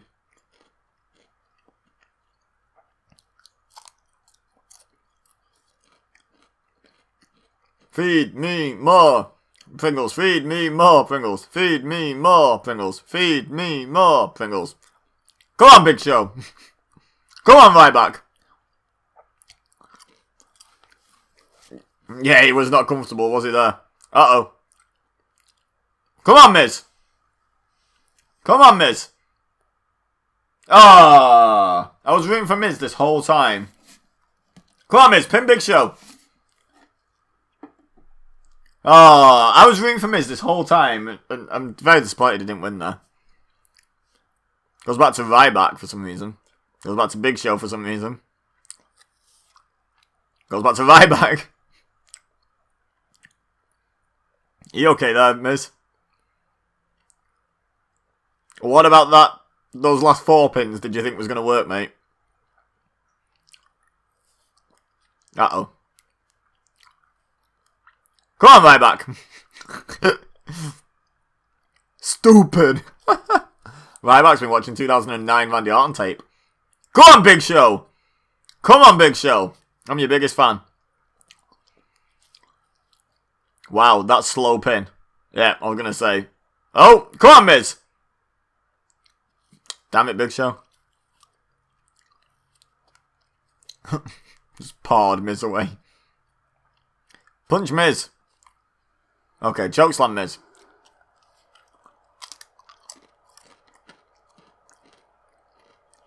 And he's down.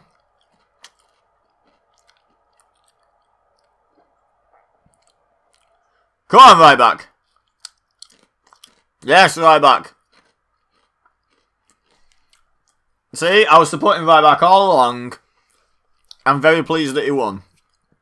Gutted that match couldn't have gone 3, 4, 5 times longer, but happy that the right man won. Right, let's never watch this match again, under any circumstances. If in 5 years, I'm like, hey, it's been 5 years. I'm much happier with my presentation now. Maybe I got a face cam by this point. I don't know. Let's rewatch this. Tell me no. We're not watching SummerSlam 2015 again. Tell me no.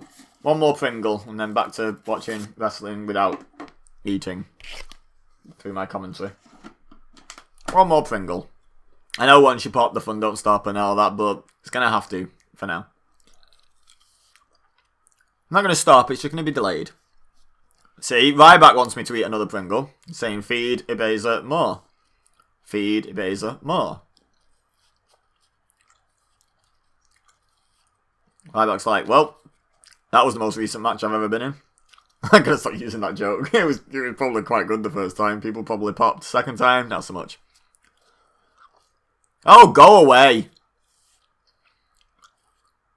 Actually, I'd like to see Jon Stewart do the whole Goldberg entrance. Run.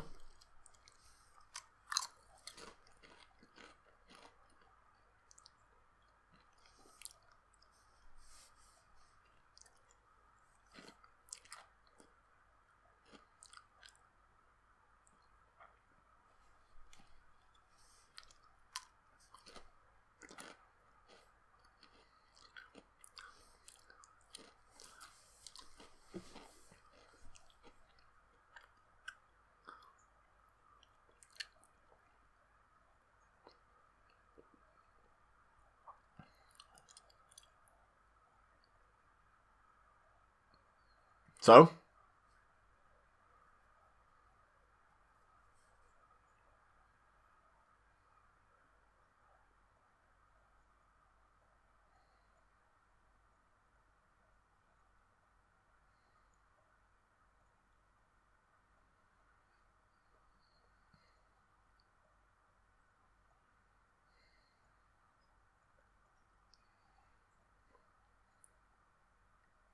Yeah, he's a heel. Of course he was happy to see the fans sad. I thought you were a wrestling fan. I thought you knew how this works.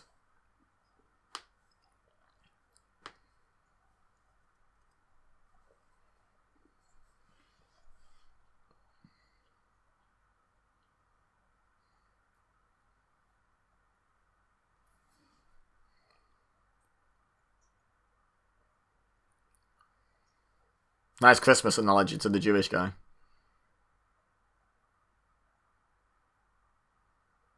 This is a half-decent promo.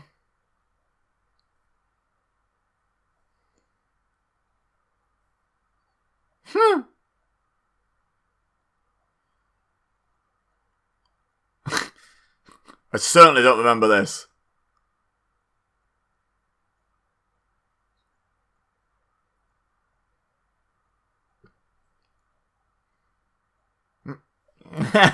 You won't believe this one. Jon Stewart.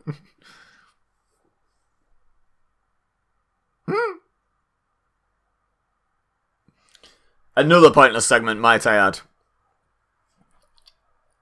Now we get to have another look at the outside of the building. Stop showing us the outside of the building. Show us the inside of the wrestling ring with wrestlers in it doing wrestling. Way! Old school Bray. Yes.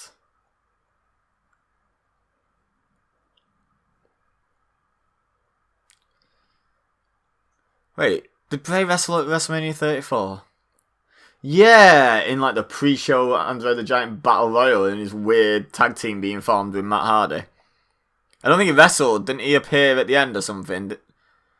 Oh, so I've never seen. I don't think I've ever seen Bray Wyatt win live in person.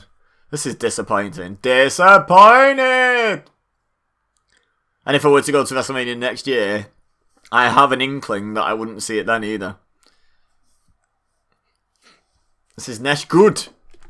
Nesh good, guys.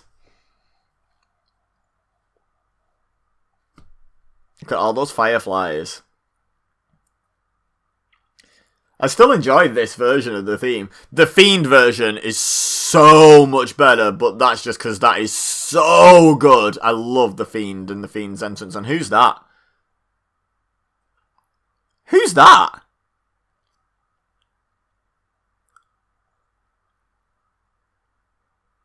Is that Luke Harper? He looked tiny for a second, and now he looks huge. How did Bray Wyatt use his magical powers to shrink Luke Harper briefly? What's up with that? He genuinely looked tiny for a second in relation to Luke Harper. Wow, I wonder who the fans are going to cheer here. This is Wyatt versus Reigns. Can't think for a second who they're going to cheer.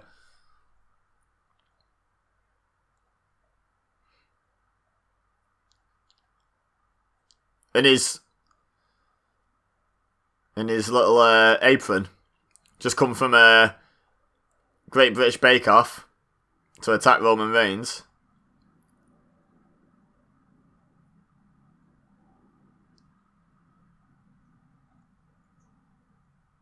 So Bray Wyatt was every smark in 2015. Oh no, it's Dean Ambrose. Why is he not fighting Roman? Why have we just done a video recap?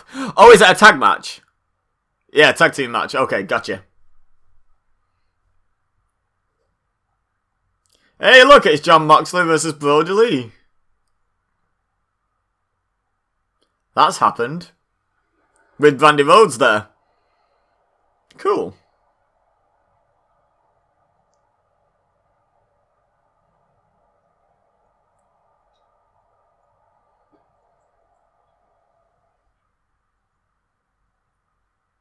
Wait, is Roman still coming through the crowd? That's unity, isn't it? You don't even come down the same entrance ramp, never mind at the same time.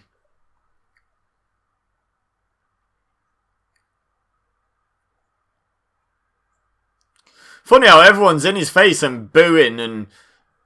No, not in his face, but, you know, everyone's booing and you know, tweeting him and stuff. But when he's walking down the steps, everyone wants a fist bump. Everyone wants a high five. All the grown men. Everyone. No one's in his face, like, literally. No one's, like, right up in his grill. Curious.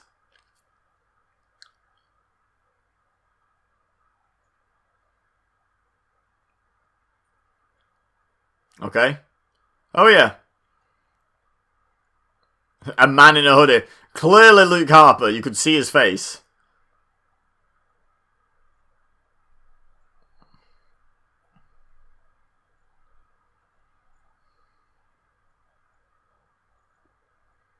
To copious amounts of cheers from the fans.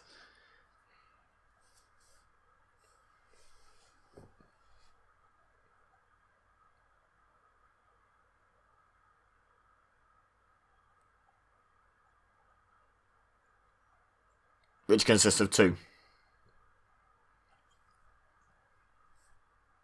Oh, he angry face. Got his angry face on. Points at him angrily.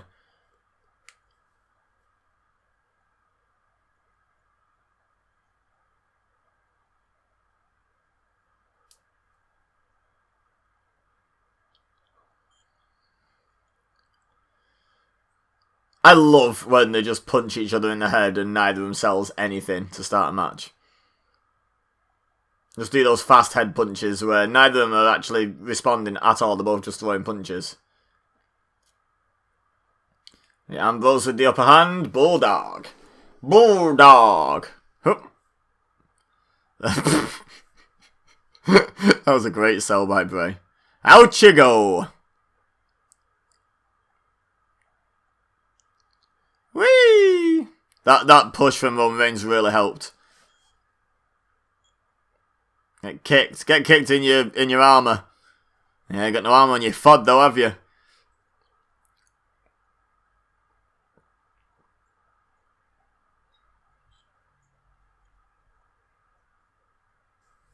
This is pretty chaotic from the start. I guess that's obviously what they're going for. That ref's not doing a very good job, is he?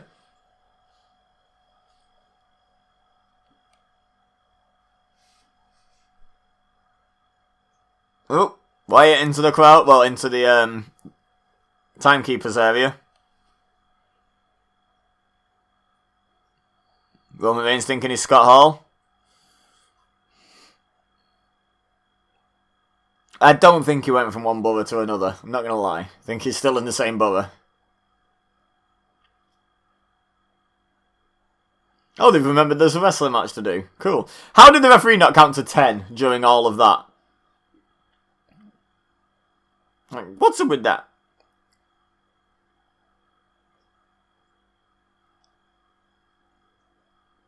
Nice combo. Drop kick and then a flying clothesline by Reigns, who then tags back out. Reigns doing the bare minimum, it would seem, in this match. There's his top rope elbow.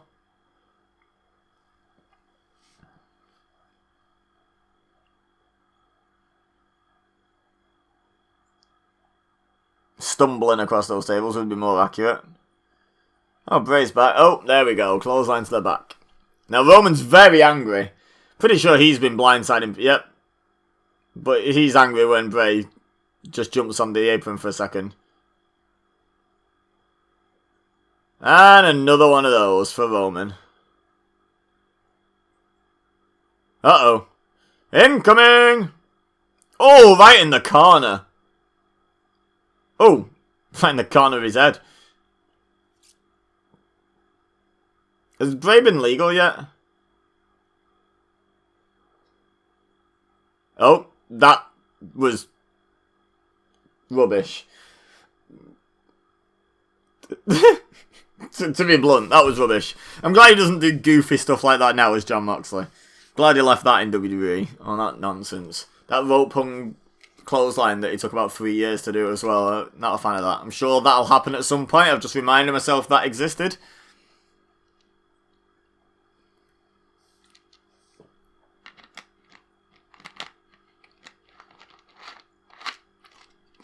Clearly not, because you just left him in the company on his own now. Liar! Suplex. Oh, suplex throw. Oh. Kicked it back at Fed. This is what I do, I step on you. Oh! Walked across his face. Get over there.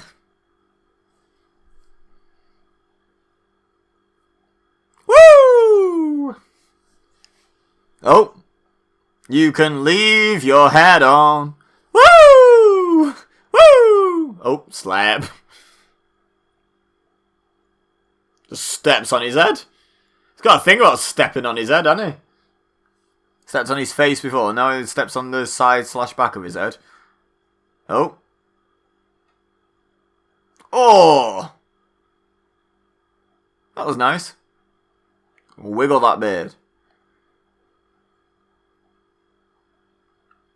Look at his big goods under his pants. You can see the outline. See, part of me wishes they treated Bray Wyatt better. Because Bray Wyatt was awesome. You know, like, and deserved so much more than he got. The other part of me is kind of like, hindsight being 2020, Firefly Funhouse and The Fiend is so much fun.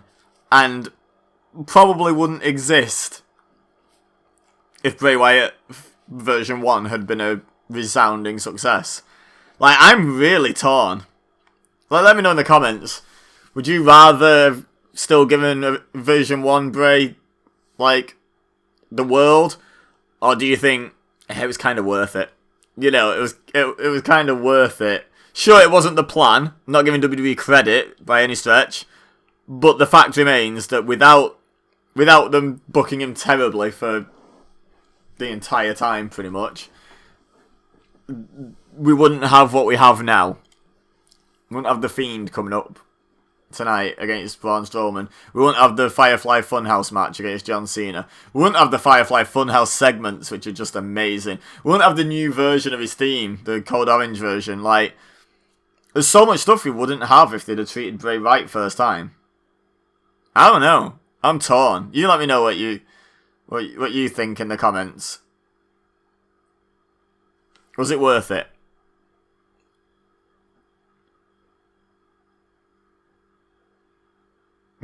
Casual little kick to the face. Gonna step on his head again. What's the referee doing? Faffing about over there. Well, you just put yourself in this position, Dean.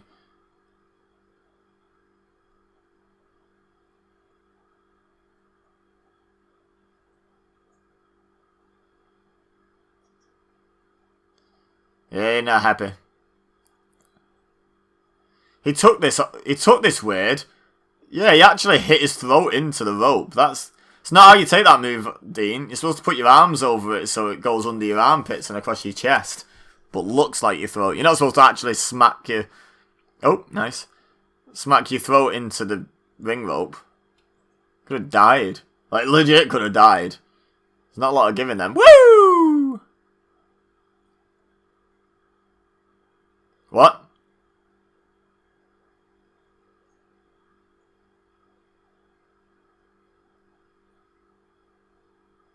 Roman's doing what?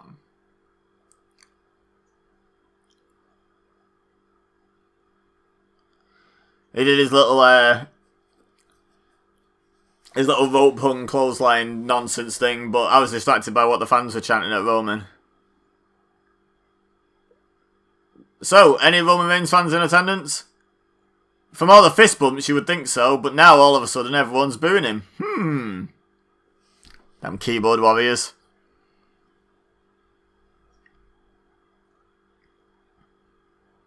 Back elbow. And a boot. Oh! Nice step up knee. Oh. A suplex. You're still booing. He's doing new moves and you're still booing. Shut up.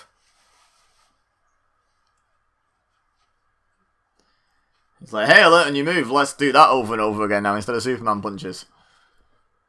Speaking of which, speak of the devil, and it shall appear. Oh, slap. Who do you reckon the good guy is in this match, if you weren't familiar with wrestling?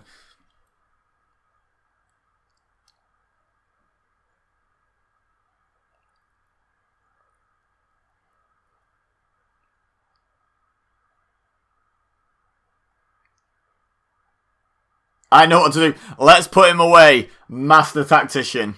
Master tactician at work. Let's beat him. That's how we were going to win this wrestling match, by winning this wrestling match. Oh my god, what are they doing? Well, boing flip, Superman punch. And another one.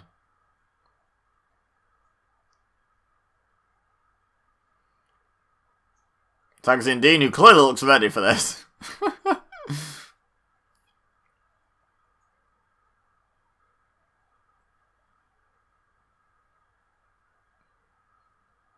Super standing elbow drop thing that Dean does. But from the Doomsday device position. Oh god, that was a dramatic fish flop into pinfall by Dean. The referee seems to have lost all semblance of order. Oh look, a Superman punch. Ooh-ah. Shield bomb. Luke Harper's face. No.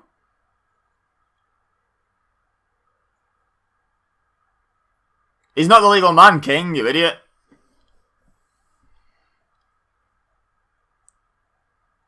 Was Ambrose even connected with punches then? Dirty deeds and the done dirt cheap. Why are you not pinning him? Yeah, I think that was supposed to get a pop, but doesn't seem to have. Just a never-ending stream of boos. But it's still fun to cheer along with him. And do his ooh-ah, so people still do that mid-boo. 2, 3.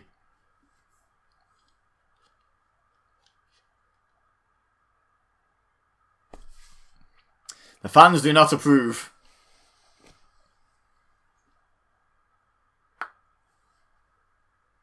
I still believe. There you go. There's Roman Reigns' fan. Right there. Next to the 7.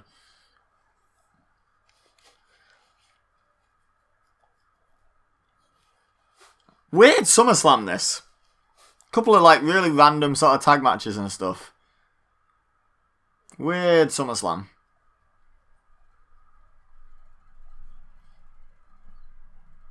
Feels more like a B pay-per-view, not gonna lie. Doesn't feel like a SummerSlam so far. Like, yeah, Lesnar, Undertaker's big. Like, really big. And title for title, Rollins and Cena was big. But, like... The rest of the card, not felt so big. Trey's like, I'm gonna write in a rabbit puppet character right now.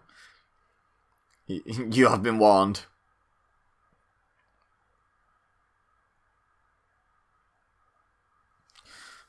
You have to keep in mind us, it's 4 hours.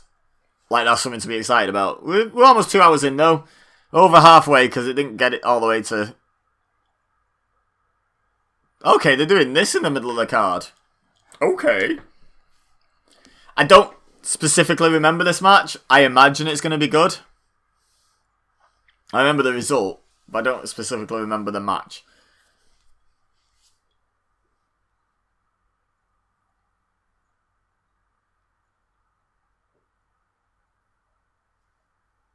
Oh, here we go. Cena kissing up to the hometown, despite the fact that he's from, like, the very rival of New York. Well, near the rival, because he's not from Boston. Boston! From West Newbury, isn't he? It's not home field advantage, is it? You're in the wrong state.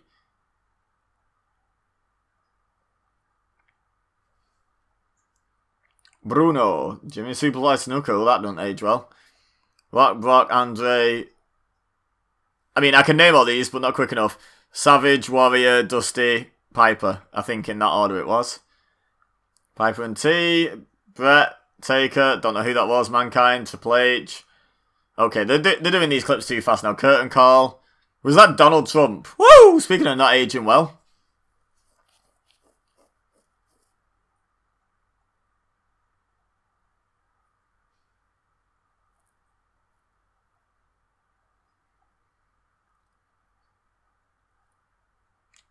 Shut up.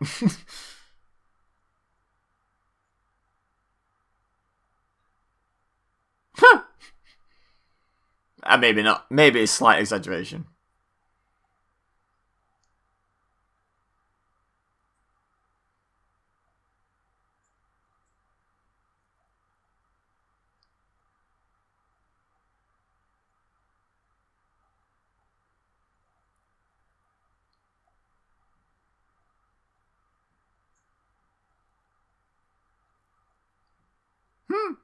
See that obvious cut then in the text? In the not text.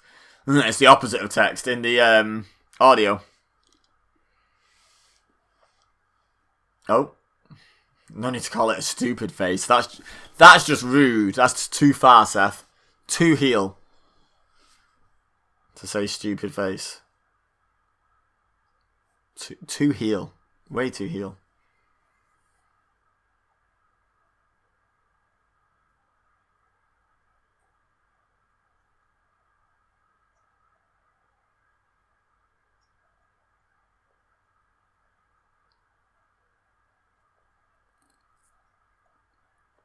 $15. Whew.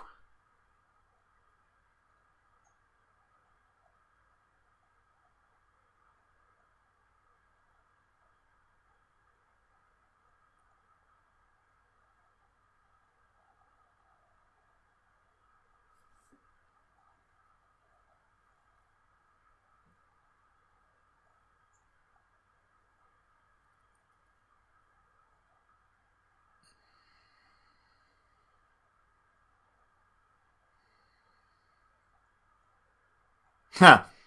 Or maybe it is.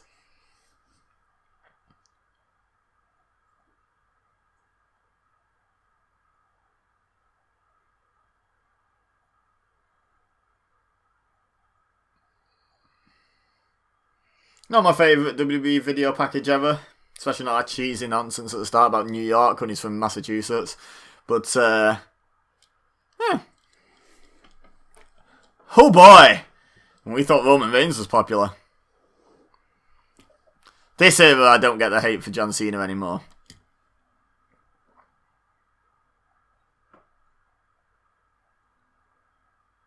You can't see me 15 times. Okay.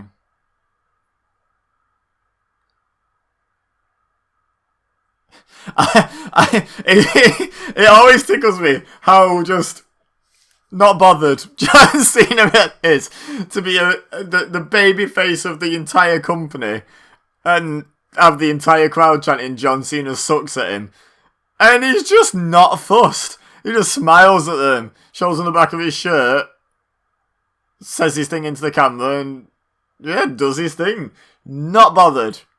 Face bothered. Like, not at all.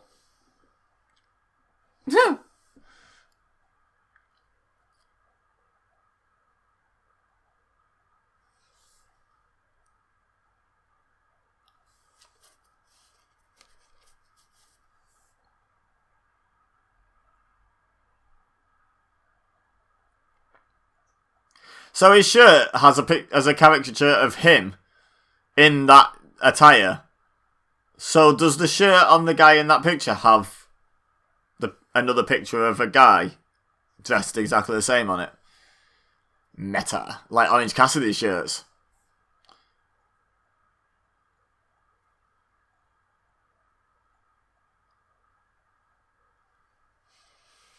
Did he just say I'm drinking my Mountain Dew, do I have to shave too? So that doesn't make a whole lot of sense to me, so I feel like that's not what he said, but I don't know what he did say.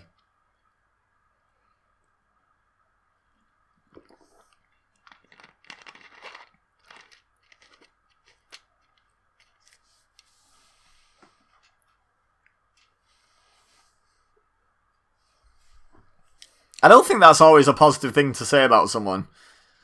JBL.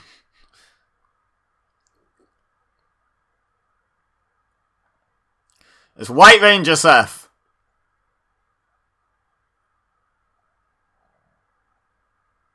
Wow. Wow.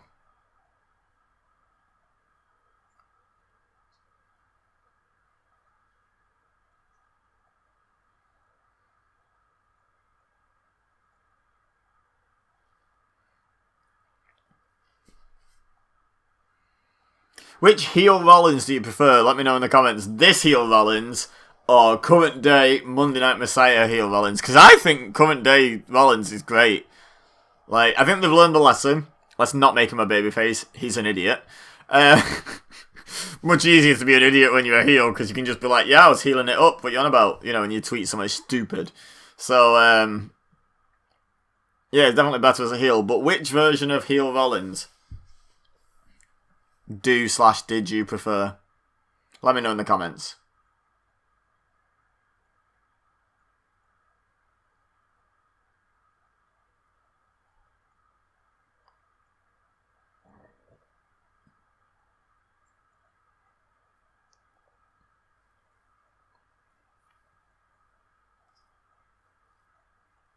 I mean, unless it was a DQ or a count out, in which case I assume no titles would change.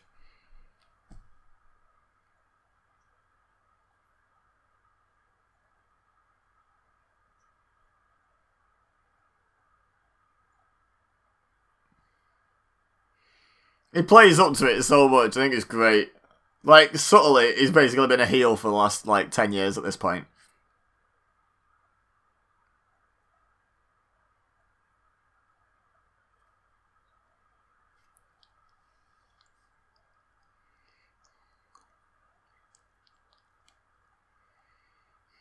Actually, a mixed crowd. Which surprises me, because I expected them to be really pro-Seth.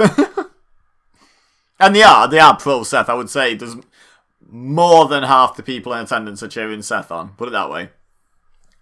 But they're not as partisan as I thought they'd be.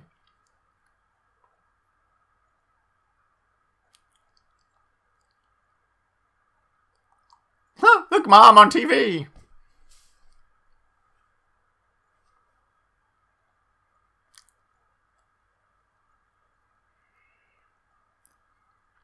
Okay. Let's see what this match was like. Like I say, expecting it to be good. Good start. We've had a lock-up. And then a lockdown, I guess. That's like... Okay, there's still a heavy bias towards the kids chanting Let's Go Cena and adult men with the Cena sucks, but there's a lot of back and forth. Sometimes it's really one-sided. This one, 70-30? 65-35 if I'm being generous. The fans are into it regardless.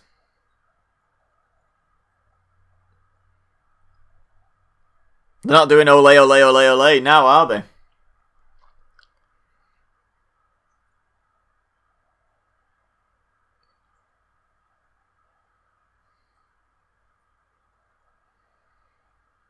Hip toss.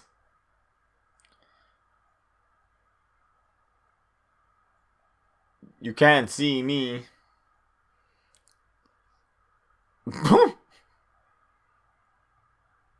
Cena throws some bad punches. Like, headlock.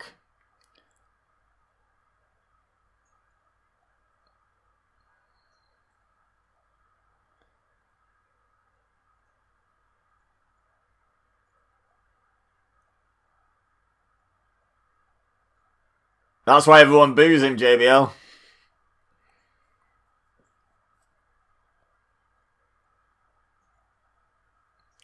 When or if. Will John Cena ever get another title shot? I mean, yeah. Don't be silly. Don't be silly. Belly to belly suplex. Stealing Bayley's moves. See, Bayley's popular, you see, at this point in NXT. So, Cena's like, I can learn from this girl. I'll make them like me. I'll do a belly to belly suplex.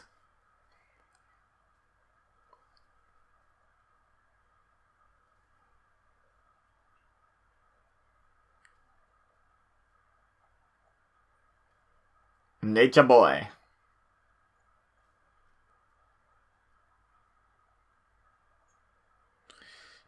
I've always hated that about Cena, how you can just hear him calling the next spots. Like, oh my god! War and Peace over there, like, what's he doing a monologue for?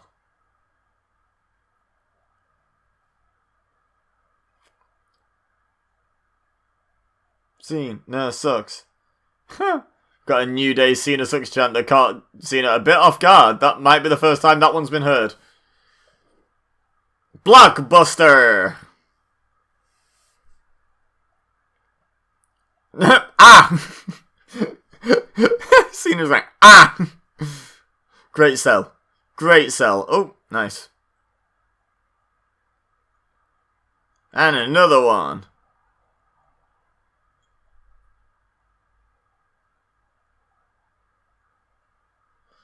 Uno mas.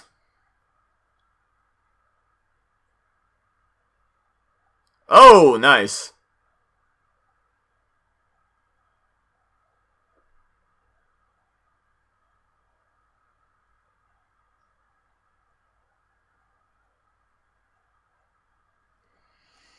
So far so good.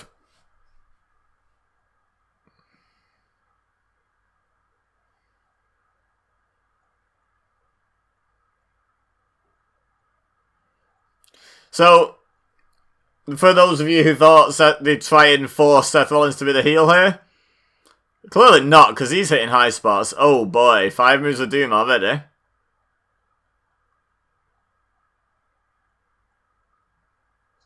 Good counter. To the headlock takedown. Sling Blade. Cena kicks out at 2. To everyone's surprise, everyone thought Cena was done there. Clearly. I've just kicked my bottle over again. I'm really lucky I keep putting my lid on, because I've kicked it over like 5 or 6 times in this video now.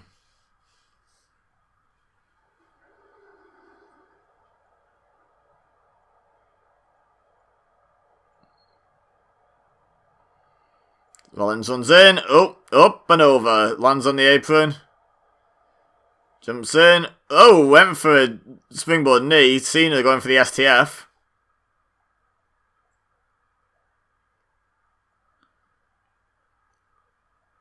There's his third move of doom. Finally hits it.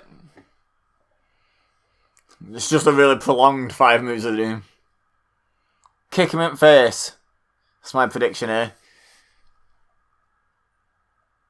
Yep, there we go. Well, shoulder, but...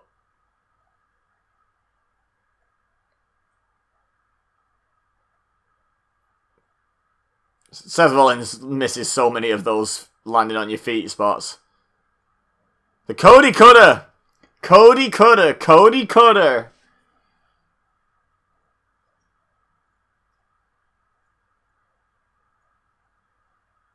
Doing it from a distance. Smart. There's the 4th move of doom. Here's the 5th. Nope. Nope. Nope. What's your nose? Got your nose! Seth Rollins with his thumb through his fingers. Like, got your nose, John. Oh, nice. Meteora. What? A Fez press? Yeah, that's how Lou Fez used to do it. Standing shooting star from Rollins. Pulling out a lot of stops that we don't see from him an awful lot. Good stuff.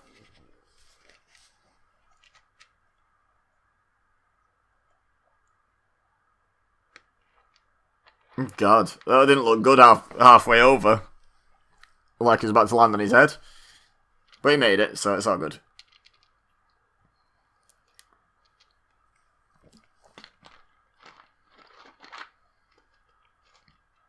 I mean, loads of people do that, JBL. Forearm in the corner by Seth. Now lifts Cena up onto the top rope. Cena looks like he's thinking, screw this, I'm going to Hollywood. This is hard work. Back elbow. And another one. And another one.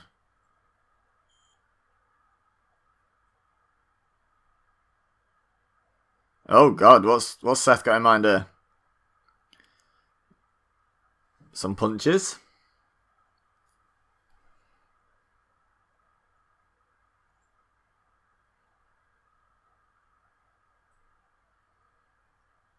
Yeah, foot stomp.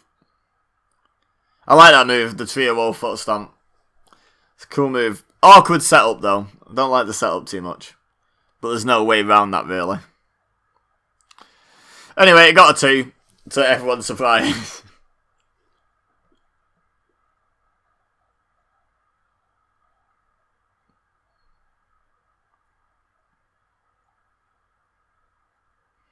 Stop arguing with the ref, Seth. Come on. Crack on. Crack on, lad.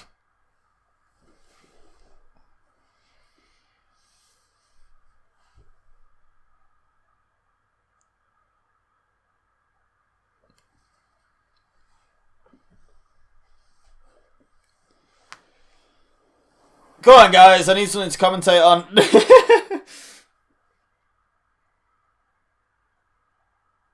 Oh, there's the 5th move of doom.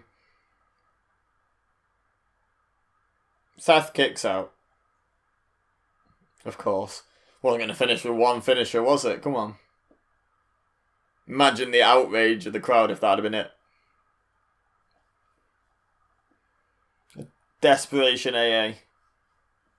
And that was it. Imagine the riots that fans always promise but never actually come through with.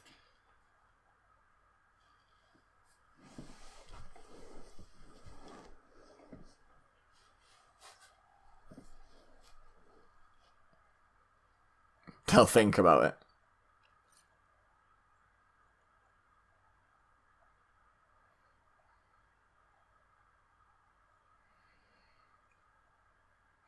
Uh-oh. Huh. Maybe not.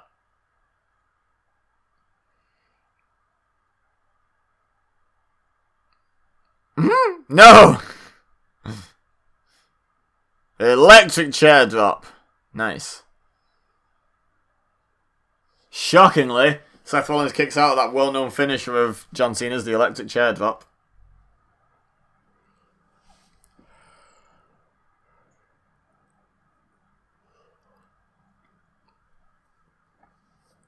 It's been good so far.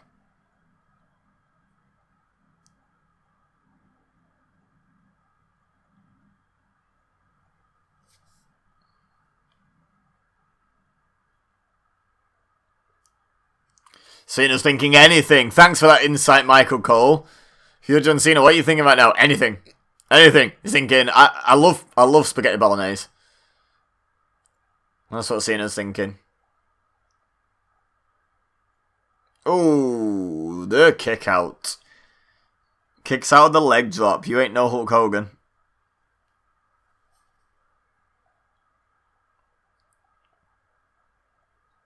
The impact that he barely made.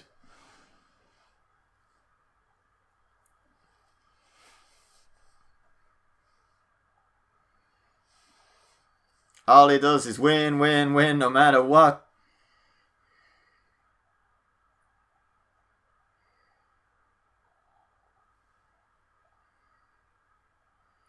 Cena going for the Super AA.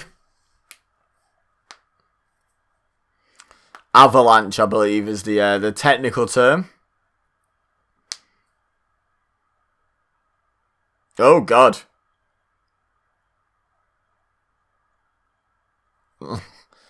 Look at the botch of Seth Rollins. Oh, back when the buckle bomb was still allowed because he hadn't killed Sting with it yet. Or Finn Balor. Or his own knee. I mean, that wasn't with the buckle bomb itself. It was with the sunset flip bit at the start. But still. Rollins, top rope.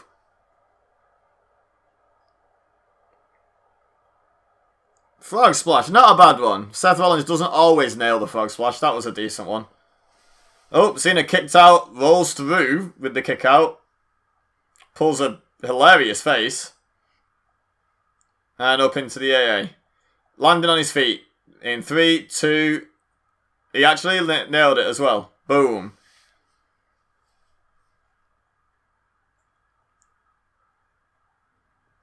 Oh, now Seth's going to show off his strength.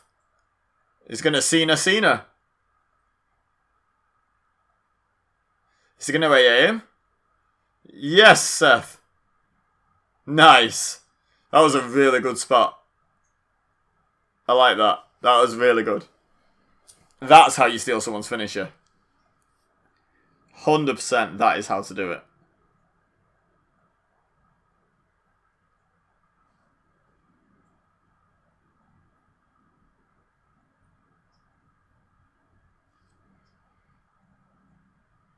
I prefer...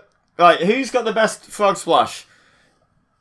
And while you're all debating between Eddie Guerrero and Rob Van Dam, I'm going to just throw out D'Lo Brown. Has the best frog splash. 100%. I love the through the legs fold instead of the on either side that Seth just did. Most shocking thing is Seth actually landed one of his land on his feet spots.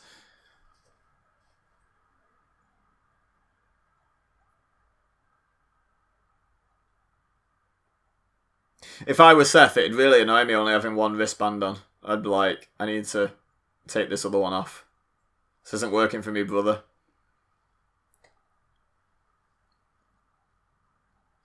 Ooh, Phoenix splash time.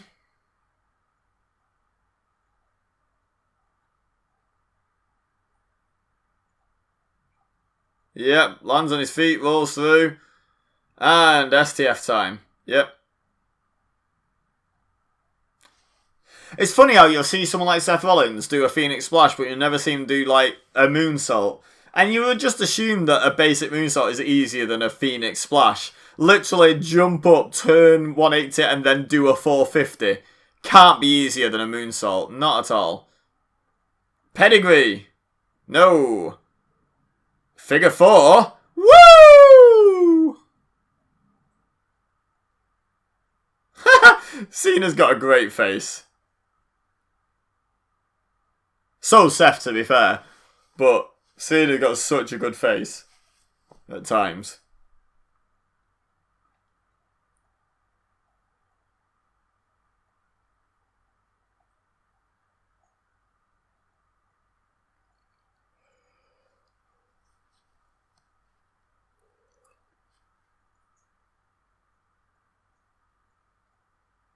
Here we go. Playing the babyface, trying to get out. And then the fans go wild from reversing the pressure.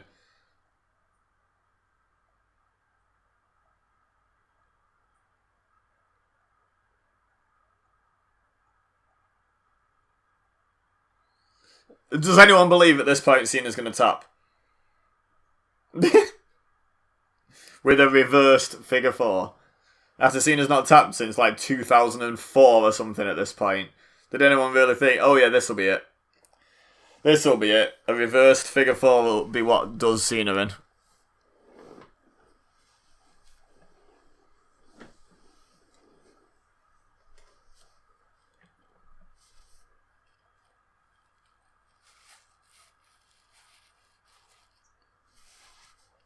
Thanks for clarifying that, Michael Cole. We'd all forgotten. Oosh!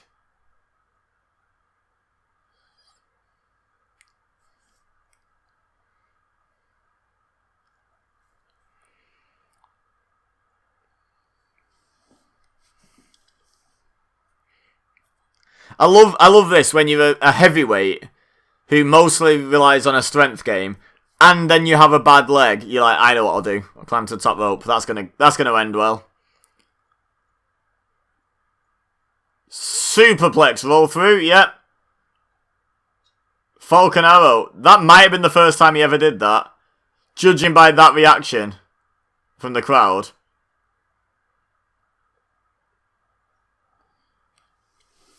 A finisher. That's what more you have to do.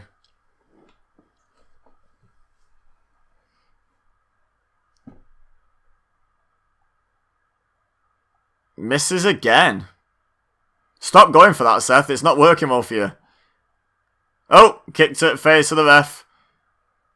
False finish. Here we go. 1, 2, 3, 4, 5. Yeah, we get it.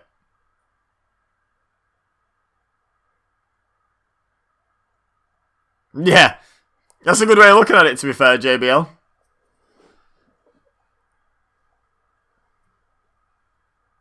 That Cena fan in the front row just got very upset, stood up like, hey, what's going on? The dad, I mean, by the way, not the kid.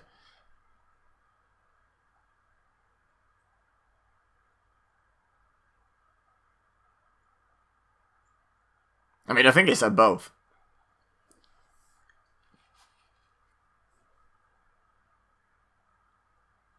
Well, that was nowhere near. No.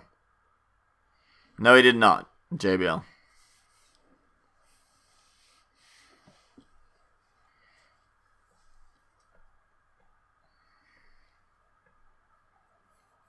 Oh, this is that match.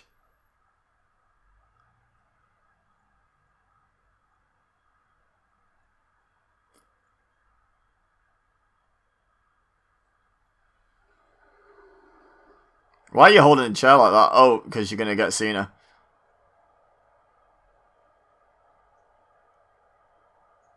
Why is he even teasing hitting Cena? Does he not know how to do a swerve?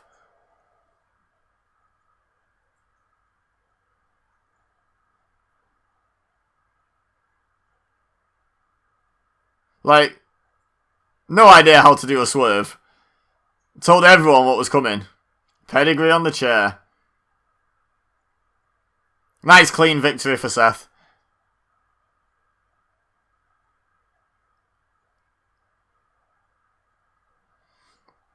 Yeah, okay, I remember. Good match, as predicted. Yeah, I enjoyed that. They played the crowd right. Like, they sort of blurred the face-heel thing. There was no clear face and heel in the match. They just went back and forth instead. Get off my belts, ref. Go, go, Rollins Ranger. It's like, I started this joke and I don't know what my punchline is yet. Wasn't worth it. Shouldn't have did it. Shouldn't have did that, man. Oh my god. You just went full on cross-eyed. Your WWE belt's upside down, mate.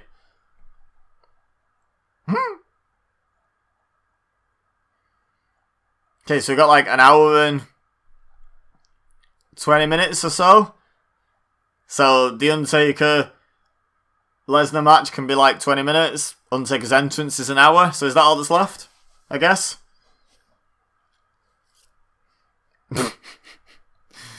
Obviously, I jest. He's like, oh, yep, forgot I was supposed to do that.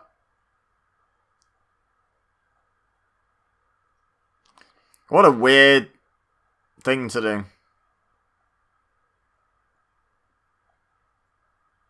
Why? And also, who cares why? No one's actually asking that question. Well, they are. They're asking why. Why does this mean we're gonna have to see more Jon Stewart? Like, why? It's gonna not be able to hear the commentary for a second here, guys. And my headphone wire's bugging me. It's twisted and kinked. So I just spun it out. Headphones back on. I can hear them again. Did I miss anything super profound? Probably not. Because he was booked to JBL.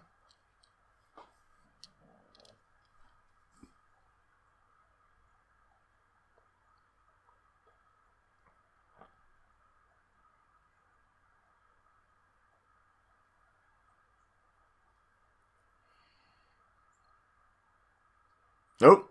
Fail. Good attempt, though. Good effort. Give him a statue of Jon Stewart. This fall.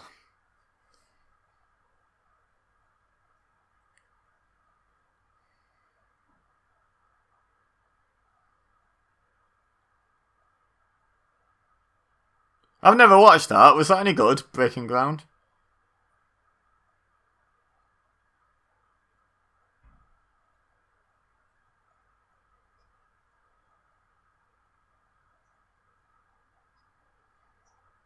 Like, it looks good, but is it?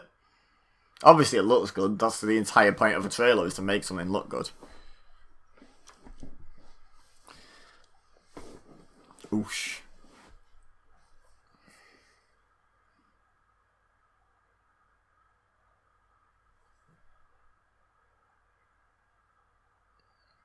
I watched all the Stone Cold podcasts, but I don't particularly remember the Edge and Christian one.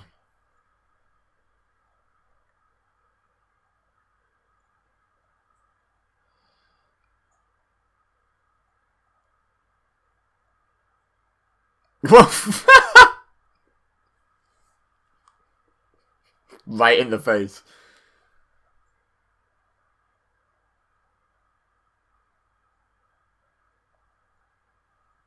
Blue pants.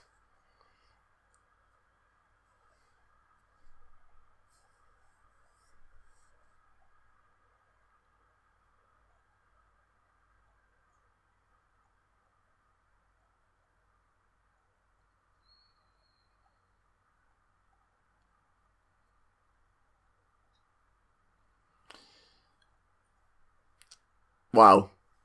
That is just like, talk about putting all your eggs in one basket and being like, this is our star. Madison Square Garden featuring Brock Lesnar. Nothing else advertised. No intention really of advertising much else. Just, yeah, Brock's going to be there. Corey Graves laughing. Booker T trying not to.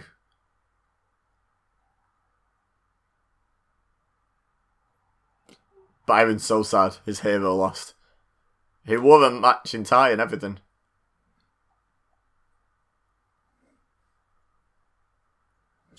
Championship.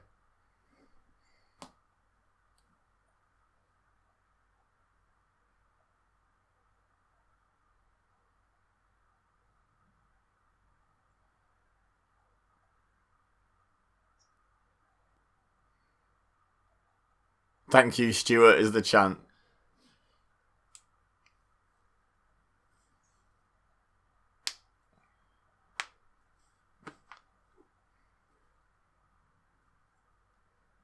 He's just the Raw pre-show host at this point. Wow.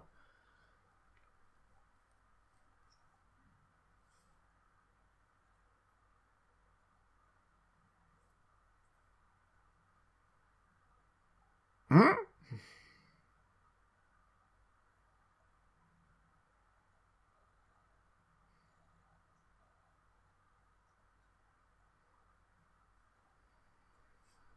Oh yes, Renee's last show tonight. Isn't it? Not the one we're watching now, I mean real live tonight. Summerslam 2020.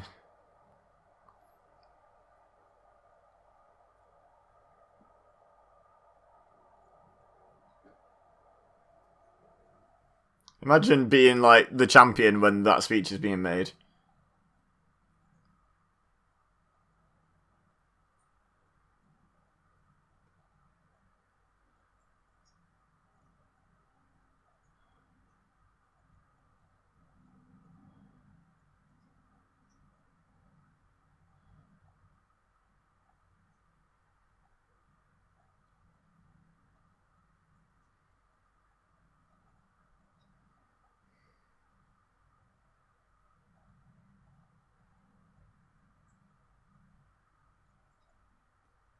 Yeah. Alicia Fox always makes you unstoppable. Well known for being a dominant, amazing wrestler. The funny thing is, they talk about the Divas Revolution, but they're still in the cooldown match. Like, you go on after a match like Cena and Rollins. This is the cooldown match. I've aligned myself with Paige because we're both foreigners. I can't. Wow, I just lost my Irish accent completely. We're both foreigners. I can't say foreigners in an Irish accent. I can't say anything in an Irish accent, to be honest. But that was especially bad. Hey, look, the word bad.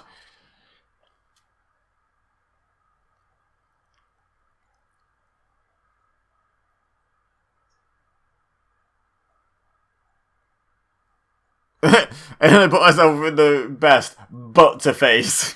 This is the next highlight. Brilliant.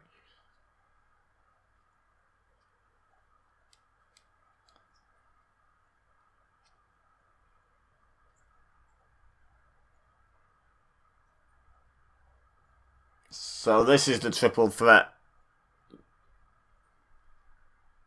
Yeah. All 9 of them basically in a match. Yep.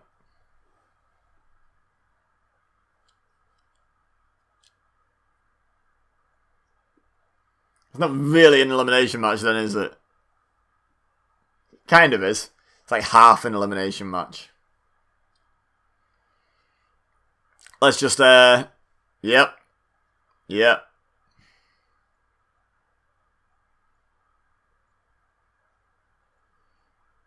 I don't care that it's divas. Like, I don't care. Nikki Bella is just something else in this time period. Something else.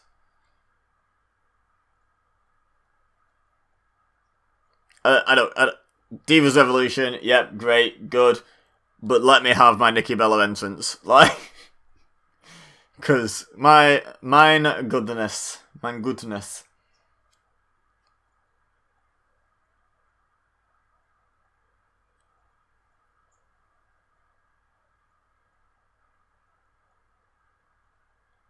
Same intro as Naomi uses now, just with different music following it up.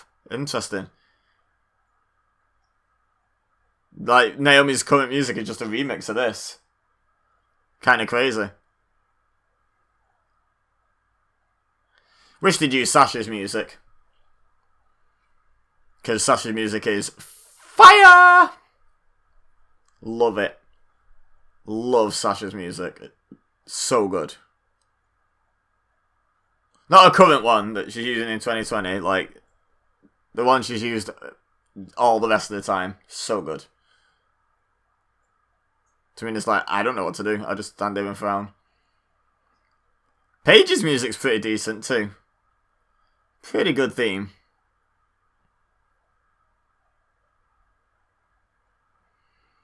It's a shame that Paige ended up having to retire. Paige was good.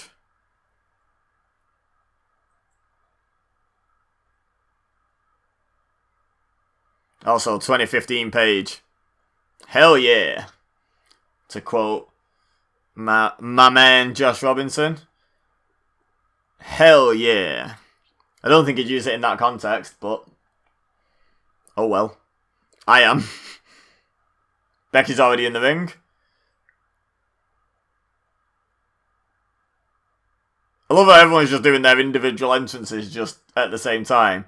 They're all these like amazing teams and they're all just doing their thing.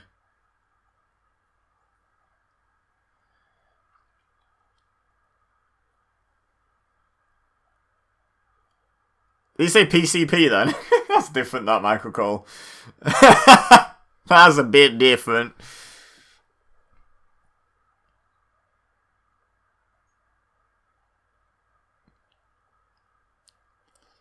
So who'd have thunk that the two girls over there with Paige would main event WrestleMania with and other? Oh, the obvious choice to start for your team is Brie Bella, obviously. Oh, so it's just... So even though it's... Okay. I'm not sure. I feel like this... We talked about this, didn't we, about in the Fatal 4-Way tag match, about what rules 2 in the ring or a member of each team in the ring. I know it'd be inconsistent, but I feel like this match should definitely have had a member of each team in the ring. It just seems weird to have all 3 of a team on the outside over there. Seems a bit odd. Oosh. Dublin. From Dublin, Ireland. Brie Bella. I think your catchphrase is Brie mode, love. Has she not done... Oh, yeah, it's on her bum. Yeah, she has done that catchphrase. Tamina with the totally legal and very smooth tag. Oh. Gotta listen to Tamina's foot. It's right in your mouth. What a line. Team bad. I really don't want to like super disrespect this match, but I am hungry and I want more Pringles. And this kind of is the cooldown match. Like, let's be honest. Also, Tamina's currently in the ring, and that has never interested me. Okay, Sasha and Becky in the ring. This is good now. Oh, okay, no, Naomi's back in. Oh, leapfrog. Don't hate on me for the Naomi hate. I don't hate Naomi at all. I just think she's overrated by a lot of fans these days. She's a great athlete. She's got a fun entrance. She's not a great wrestler. She's an okay wrestler. She's an acceptable level wrestler. She's not bad by any stretch. But people are complaining that Naomi's not getting a chance when Asuka,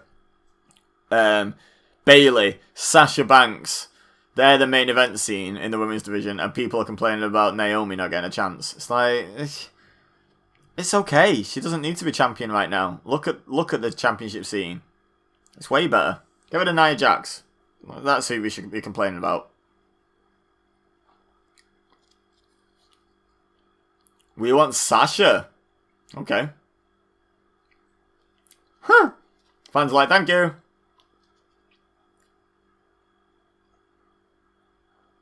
Wait, was this not the night after Sasha and Bayley went at it? It was, wasn't it? And Sasha just had a match this weekend. Takeover Brooklyn. That was 2015, wasn't it? I'm fairly sure. Was it? Did she do this back to back? That's pretty impressive if she did.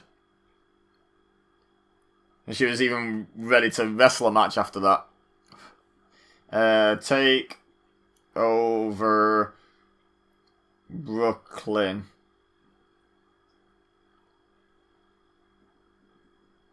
Yeah, 2015. It was like literally the day before this. My goodness.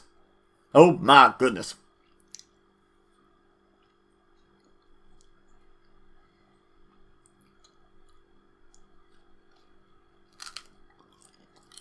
It's an interesting statement by Nikki that the commentators were just quoting, supposedly. Oh! Hey, Charlotte. Hey! Hear that? Everyone likes Charlotte at this point. Crazy. Uh-oh. Sasha completely missed everyone. Everyone. Oh. Oh, God. Please don't, Brie. Please don't. Not a good idea.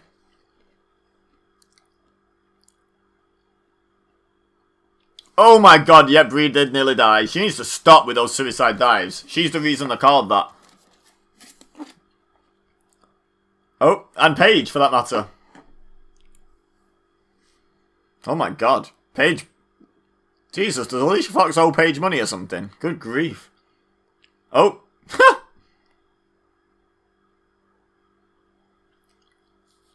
That was great camera work. So's this.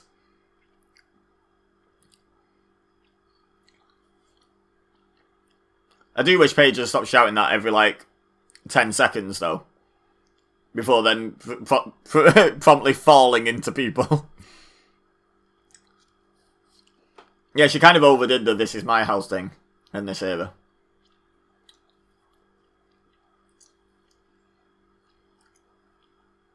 Okay, so Sasha botched. It goes without saying that Brie botched. Basically headbutted Sasha. Because she didn't get enough height on that. And then Paige fell. Paige must be heavy. Like, she must have lead bones or something. Because, like, 8 people fell over because of that. One of them was Tamina. Tamina's massive.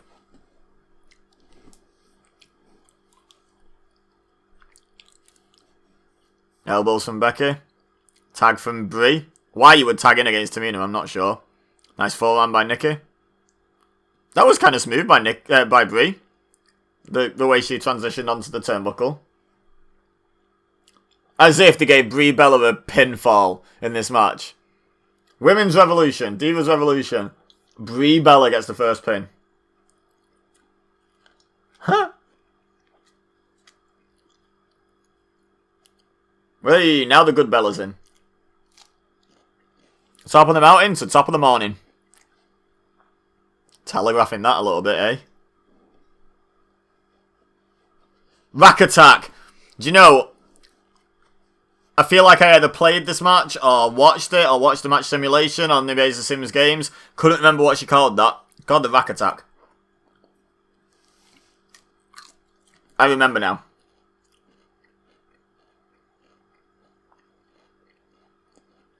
Oh! Well, Paige is in. Louise Thez press.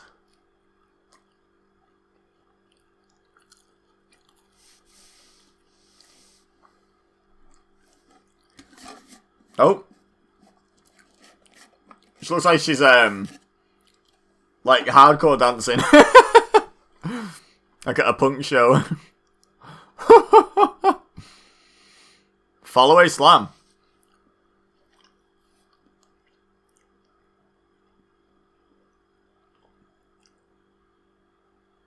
Or JBL for that matter. Used to do follow-away slams too. Oh. Just punch her in the thigh. Dead leg! Actually quite a good strategy in wrestling. Dead leg your opponents. Uh-oh. Alabama Slammer! Huh. Me and JBL say it the same. I don't even think I got it from him. I think I just started doing it because it sounds better and then realised JBL does it. Hey, Nikki Bella can do 3 push-ups, guys. Any advance on 3? Let me know in the comments. Oh, how many star jumps can she do? 2. 2 star jumps, guys. Oh, Michael Cole saying Alabama Slammer. Not as cool as JBL saying it. Why didn't her teammates just go and throw her in? I mean, not the nicest thing to do, but it stops you losing the match, doesn't it? This match that is for absolutely nothing. Bit of pride, I guess. Ouchie!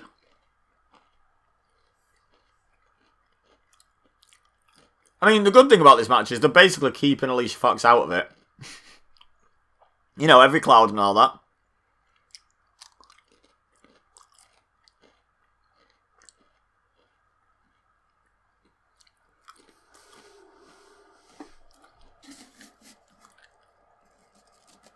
Get Nikki back in there. Really don't want to see either of the other two try and wrestle.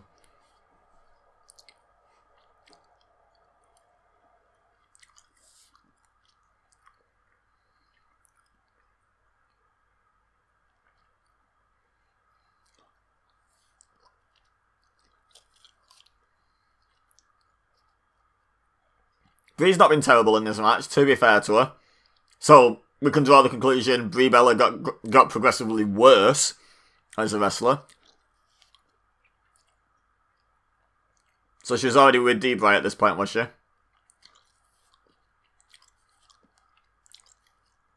Already married, in fact.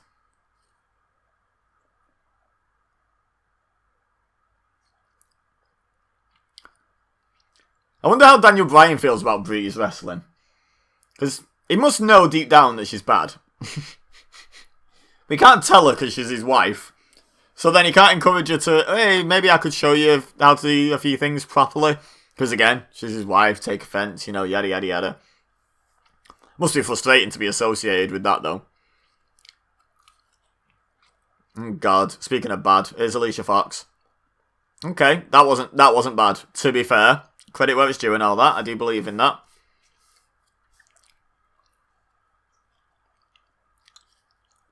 Why are we still re-showing this? I get it was a high-impact move, but...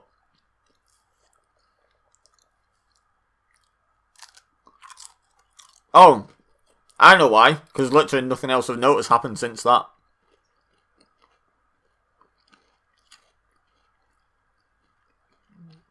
It's just been a fairly boring heel grind down of the face.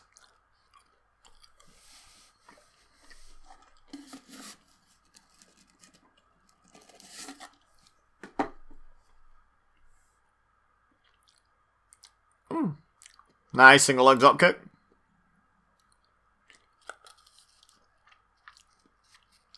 Huh. Becky just looking frustrated. Can't tell if she's frustrated and not getting the tag or at Paige having to carry Alicia Fox and Brie Bella. Almost forgot to tag. Fantastic. That's the good one in the team.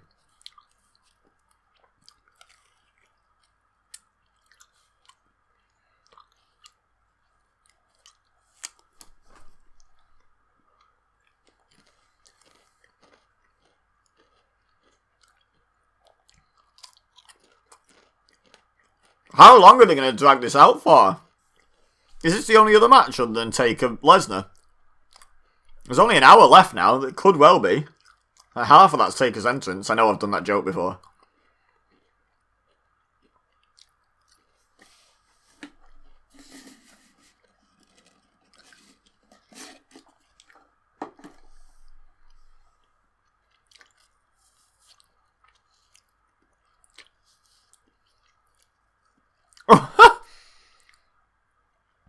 Was that kick a bit stiff there, Paige? Because she probably, like, swatted at Alicia Fox then.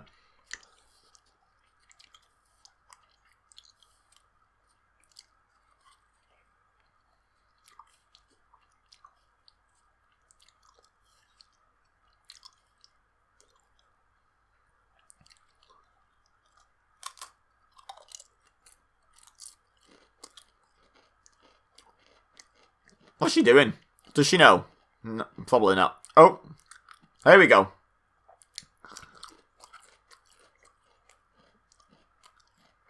Business picking up, kind of, maybe. Oh, have that. That's what you get for kicking me in the back.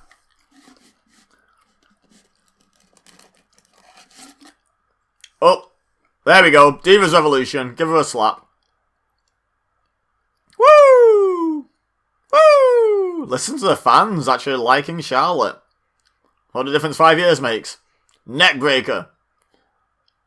Have that, you. Yeah, you better run. And a spear. And Becky's like, I'm still over here just waiting. Did Alicia Fox just almost accidentally roll out of a figure four? Oh. Wrecked, mate. And Becky's still just like, yeah, I'm still here. Oh! That was nice. I don't know that neither of them messed that up. Like, neither of them actually caught a boot in the face, like, hard style, but that was nice. Let's see that again. It's still too kind of fast to see, really, but it looked good.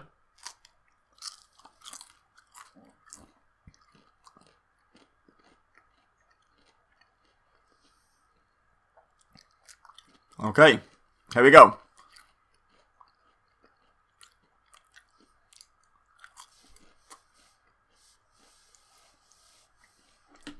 Oh, a slap.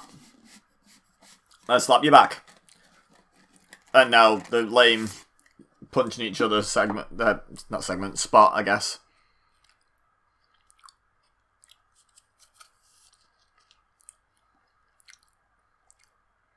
Brie been practicing like on jungle gyms or something. She's really good at climbing the ropes. Not much good at everything else, but swing and a miss. I mean, Becky heard it coming. Nice. Goes to the pin, facing hard cam. Oh! Oh! That was a finisher, apparently.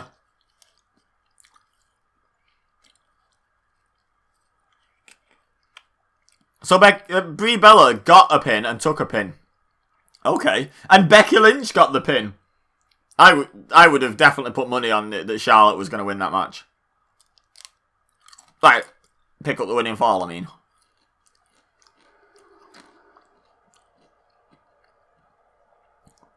Wasn't terrible. Was what it was.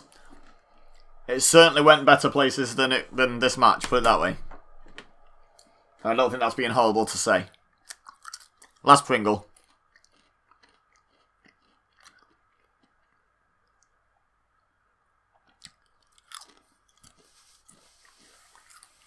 Of course, the golden answer of WWE is it earns Nikki Bella a title shot. No, not Nikki Bella. Earns Charlotte Flair a title shot, a title reign. What else would a Becky Lynch win here do?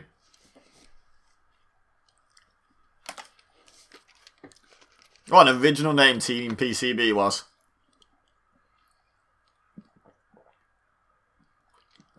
Is Brie Bella crying? It's not that serious, love. Oh, hey, yeah. Okay. Eva Marie. Being used to her best purpose, which is to be looked at. Paige. She got there quick. Jumping in the ring. Huh, why's Dean Ambrose got a cigar? Goofy boy.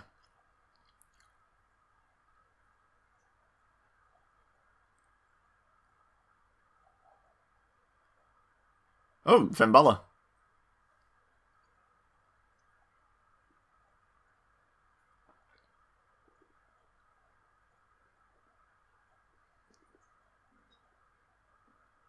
That no sell though.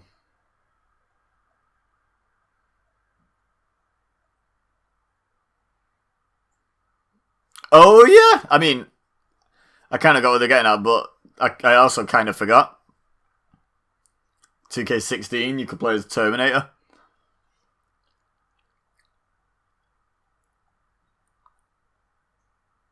Wow.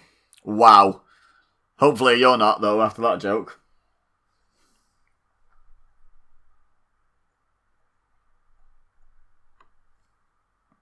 Really? Could you not sell out arenas without fans? Thanks for that pearl of wisdom, Michael Cole. Oh god, not this sort of nonsense again.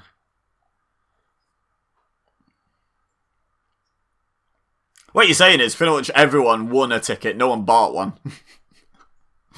We had those two guys before, we got these two guys now. You sell any tickets, WWE?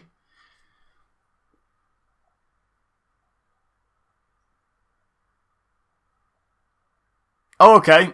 Okay. Cesaro.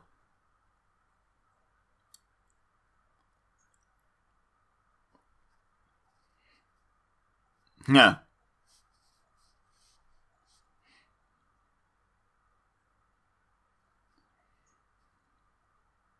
Cesaro section still going strong. But of course, remember what Vince said. Wasn't over. It wasn't over. Look at Cesaro, not over. Not at all. Not over. Nope. Not even a little bit. Oh! Cesaro, Kevin Owens! That's a sleeper on this show. Cesaro, not over. Not over at all.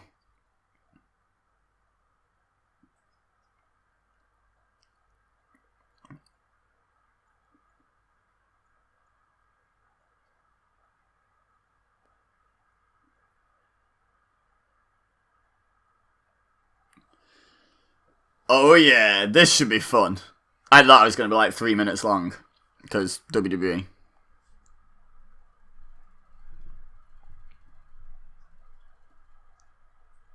Brandy Rhodes got so much better with a microphone. She was awful as Eden Styles as a ring announcer. She was bad. I'm sorry, Brandy. You were bad.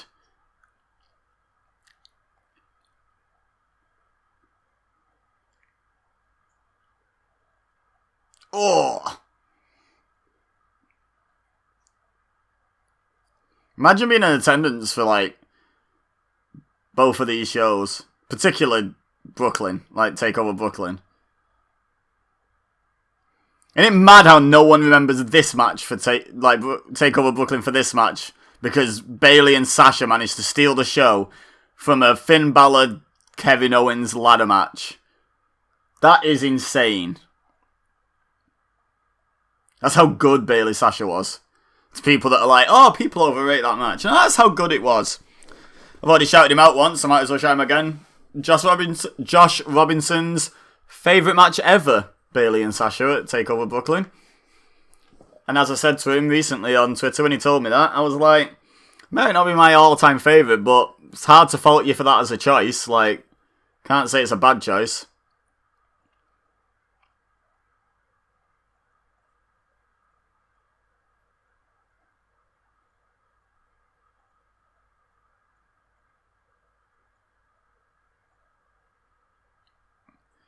Going straight into the swing. This doesn't bode well. Oh no, Owens kicks him off.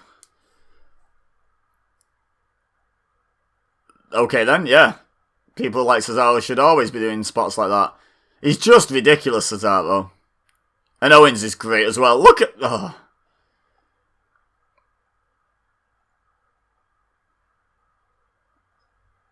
Owens not bothered that he's meant to be a heel at all. Just like, hey, the crowd are cheering me.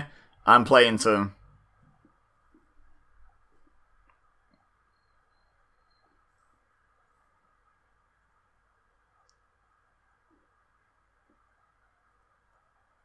Oh my god. And just casually bounces up onto the announce table. Wasn't over at all, guys. Remember that. Remember Vince said that. Vince really said that. To Stone Cold Steve Austin. Because, of course, it's easy to kid someone like Stone Cold Steve Austin, who also knows absolutely nothing about being over with the fans. Oh, what a ridiculous man. Nice. I feel like right into sometimes it's like, two, he's like, I wasn't asking. I heard.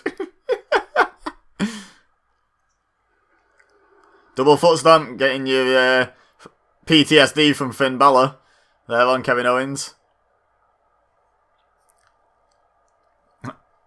Let me dress myself.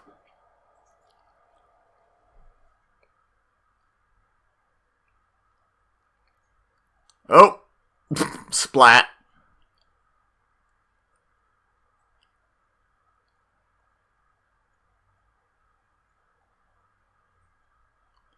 Oh!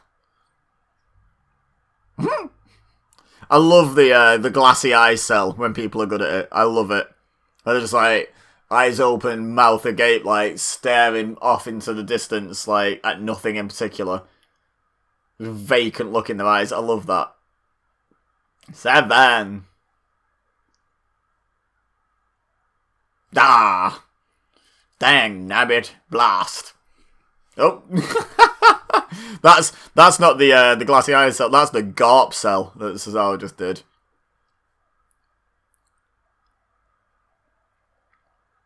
Just punch him in the head.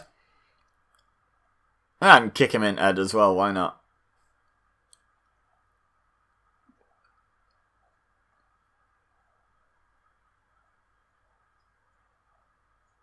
Short arm clothesline. And a senton. And a senton to the back. Why the devil not?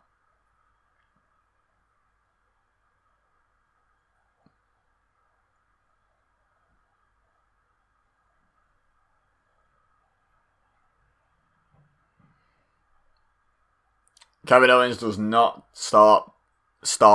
does not stop talking smack. It's great. Rear chinlock. I think I've declared Randy Orton the king of the rear chinlock before, but Kevin Owens is like right up there. Especially when he starts talking like to the fans, like giving them grief. It's great. There's the story, isn't there, from ages ago, from years ago, when he was fighting Roman Reigns on the house show loop, and he made Roman Reigns laugh in a chinlock because he was giving a fan grief about like how much he earns or something. I think he was like, the fan was giving him grief, so he was like, how much do you earn a year? And the fan told him, it was like, I made that in merch last month or something, and Roman Reigns just cracked up like in a chinlock, trying to sell a chinlock, and he's just laughing. Pop the boys, as the saying goes. Anyway, what are we on about? Why are we talking about Roman Reigns when these two are in the ring? Because Kevin Owens is a treasure, is the answer. But nice neck breaker. Is it enough? Kevin Owens well known for putting people away with that neck breaker. Oh! Standing Houston hangover to the back of the head. Ooh, he's right. Well done, King. Good call.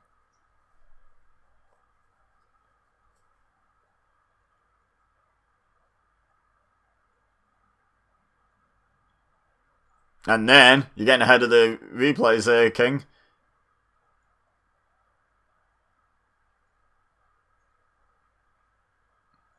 Another rear chin lock. Here we go. I think the video that I crowned Randy Orton the king of the rear chin lock might have been on eBay's The Sims games. Although it might have been the SummerSlam 2005 watch along. Could have been that. Could have been both. Who knows?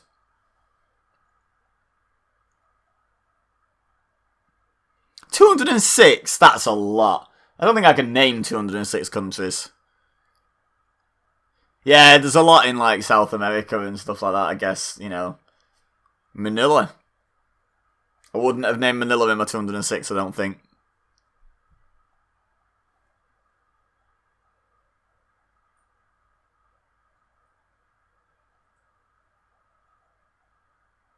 I think the fans aren't chanting that to like get at the match. I think they was chanting it because Kevin Owens, Sami Zayn. And they probably want Sami Zayn.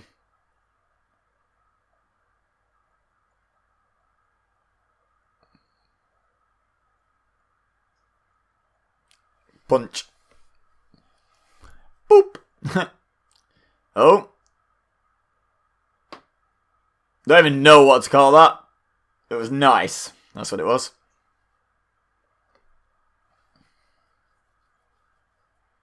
Ah, remember when Kevin Owens only had that bull on his right arm? It's like a full sleeve now.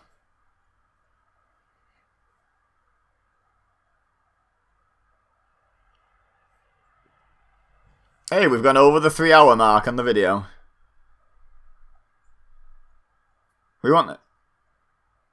Want who?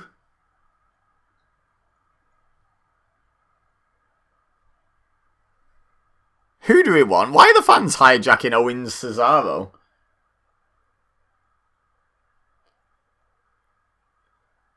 Say we want fire. Because he just said I am on fire. Did they say we want fire?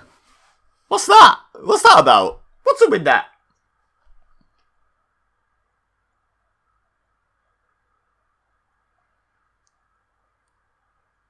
Deadlift gut wrench. Avalanche style.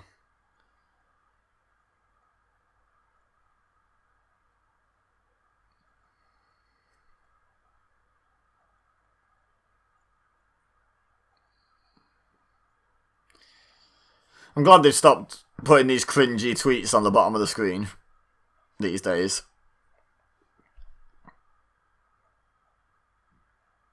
The show is about to be stole. Cesaro and Owens. I think you mean stolen.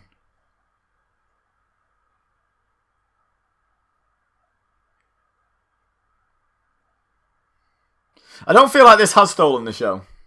It's been good, but I don't think it's stolen the show.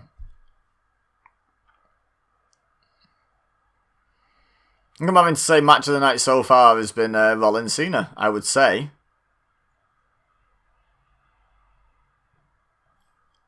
And I love these two. Probably both more than either of Cena or Rollins. But you gotta be honest with these things. He's ridiculous. I really don't mean it to be disrespectful when I say this, but a guy the size and shape of Kevin Owens should not be doing that. Should not be doing most of the stuff that Kevin Owens does. Look at that. Incredible.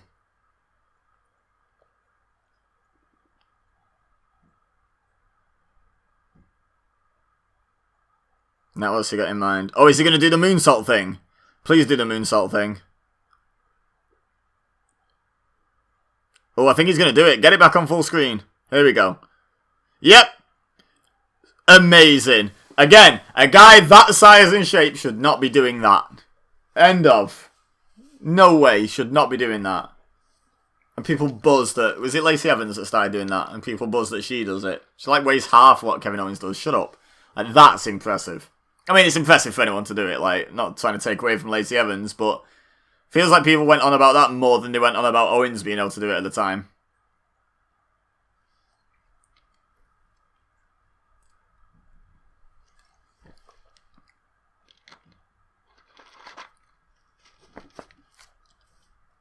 Shawn Michaels disagrees. Oof. That was really good, though.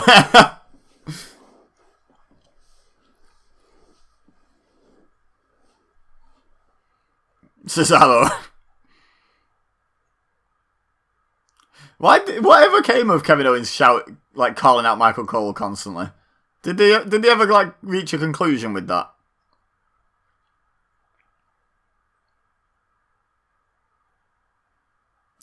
And Cesaro doesn't have the shape argument, but again, someone the size of Cesaro should not be floating like that. They're just two ridiculously good wrestlers, these two. Absolutely love both of them.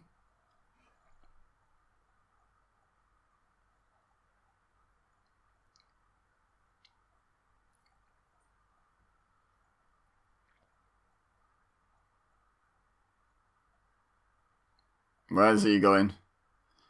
Speed! Oh my god!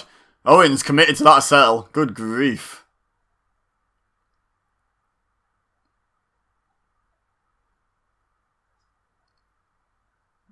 Yeah. Got the look. Got the in-ring ability. Got the fans. On side. His promos, considering English isn't his first language, are pretty damn good. But he's not got it, has he, Vince? No, he's not got it.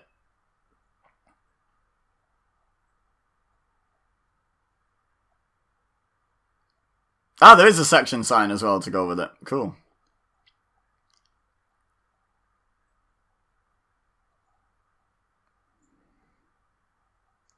I love how he does that and then casually goes into a sharpshooter and deep squats. He's not even slightly, dizzy after doing that. I'd be, stumbling all over the place. Give me a minute before I do my next move.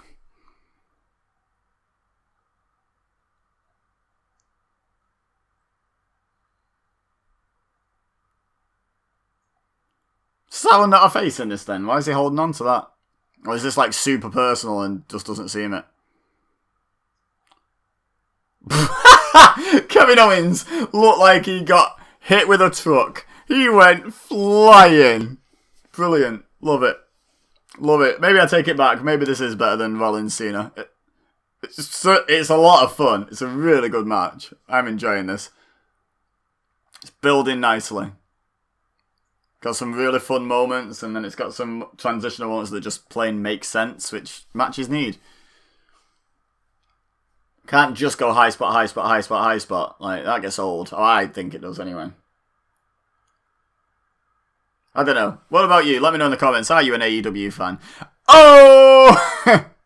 I'm just messing, but sometimes they can be a bit guilty of that, Not every match, not every wrestler, but it has been done.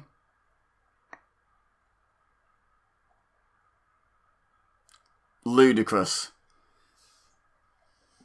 I said ludicrous.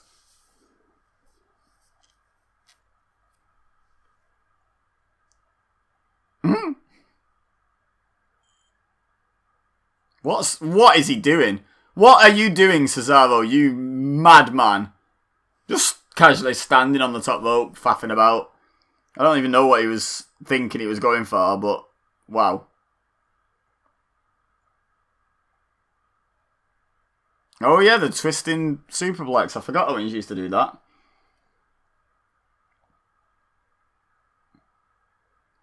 Nice. Okay, good match. Probably doesn't quite top the Cena Rollins one, but I probably personally enjoyed it more, but that's because I'm a bit of a mark for both guys, so, I was always going to sort of side with this one, wasn't I?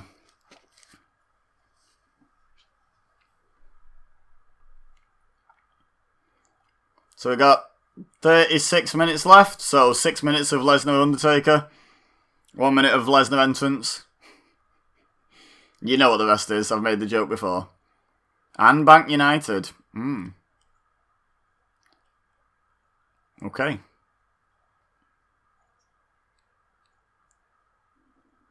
You watch this, and then the camera cuts away to a replay. Irony! Nice. I miss Owens using the pop-up powerbomb. It's fun that he got the stunner and yada yada. But the pop-up powerbomb was such a good finisher. Really, really like the pop-up powerbomb. I preferred pop-up powerbomb Owens to Stunner Owens.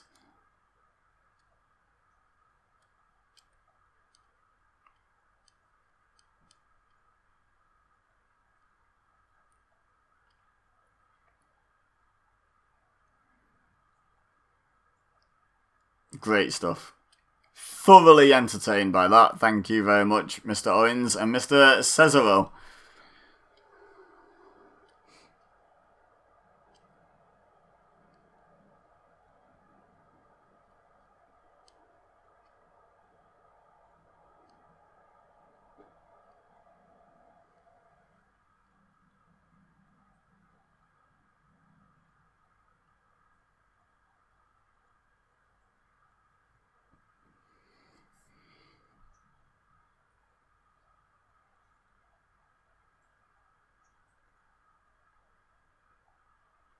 Every event's one of your favourite events of the year. You're paid to say that to sell the pay-per-view. JBL's just finished his dot to dot.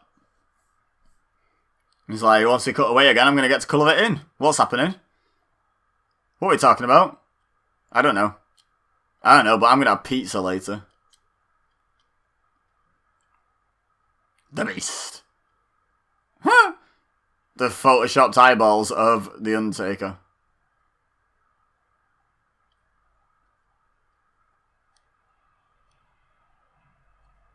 It's not exactly 16 months in the making, is it? Something happened, then there was a 16-month gap, well, a 15-and-a-half-month gap, and then there was a couple of weeks of build. Let's be honest. I was there.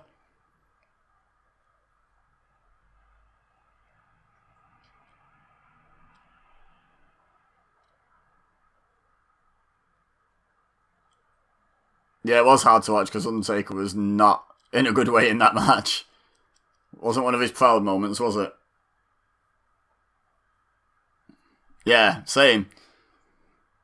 Wasn't a great match, but it was a great moment, especially to be there live.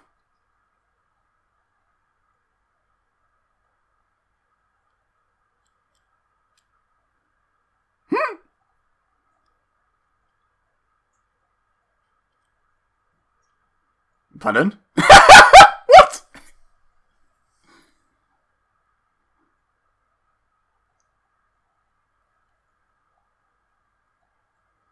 Austin does not sound like he approved of that decision.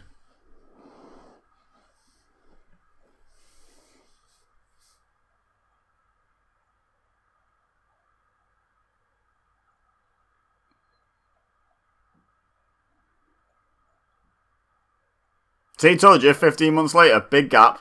Sorry, delayed reaction there. It just took me a second to process that. Like, literally just said that.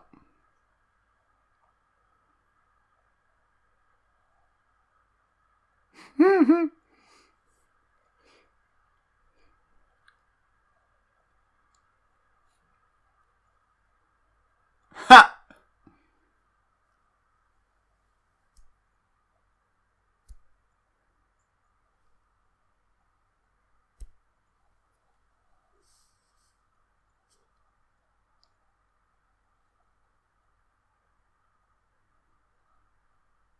Triple H has some real problem with, like, face heel, doesn't he?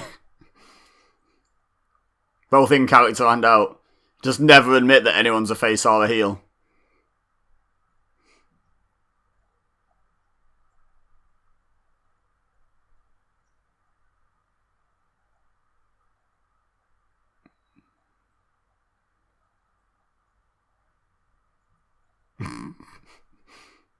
I love Austin. What you gonna do when they come for you? Bad boys, bad boys.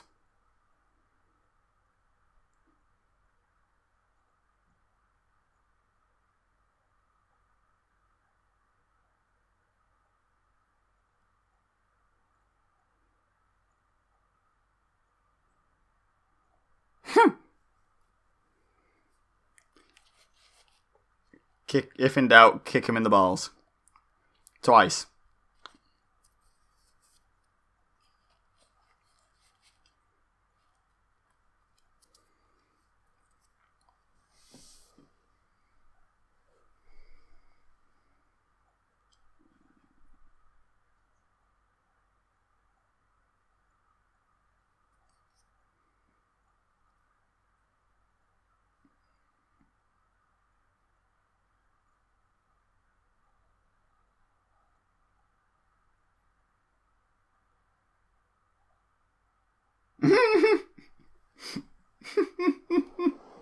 I will kill you! You're gonna have to. It's the lines and the juxtaposition of the two voices.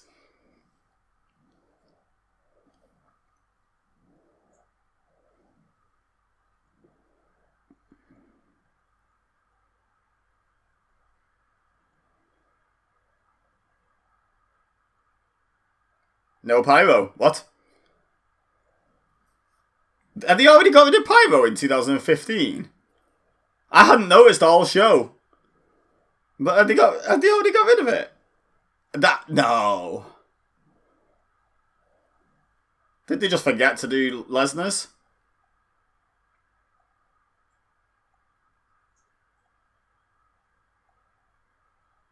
No, there's your pyro. They just forgot to do his stage pyro, clearly.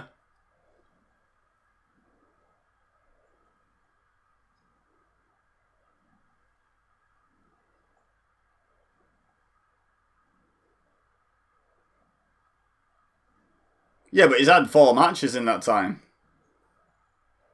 Like, you know, pack it in.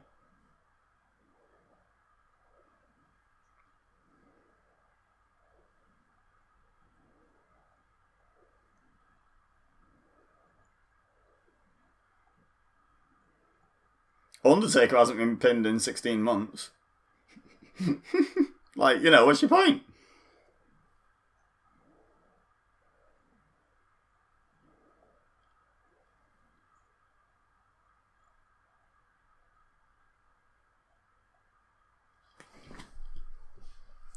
How long's this gong to bell? 3:16. Oh, hell yeah. 48. 3:16:48.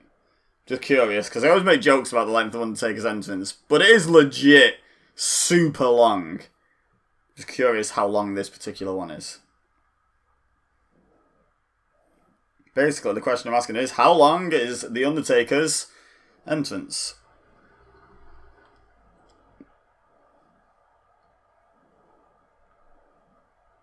Like, don't get me wrong, it's an awesome entrance, probably the best entrance in wrestling history.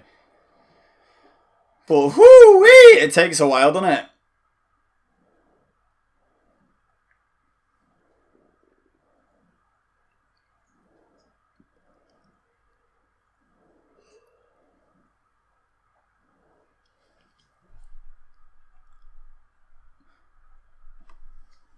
For the record, it was basically a minute before we even saw him since the first gong. And he walks slow.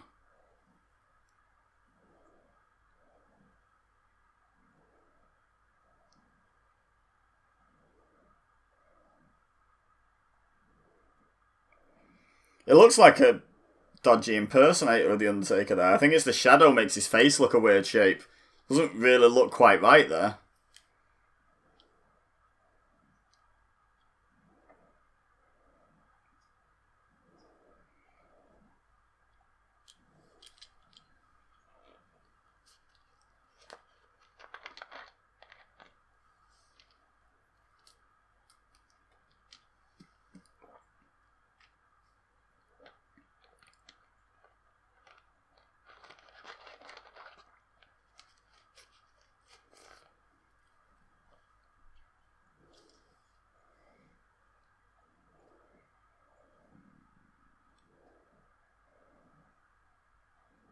How many times have they fought? Like twice?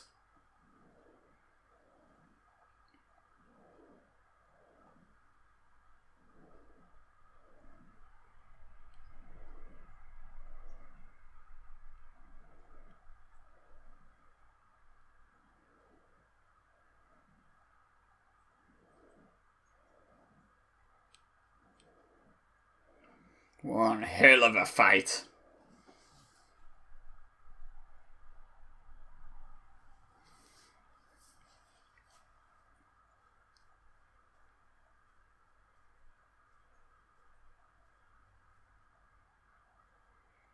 Lights on.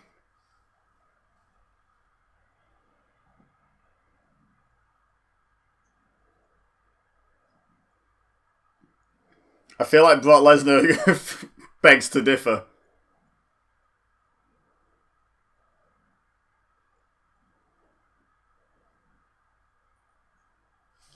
Okay, so we didn't get a full entrance, but that still took 3 minutes.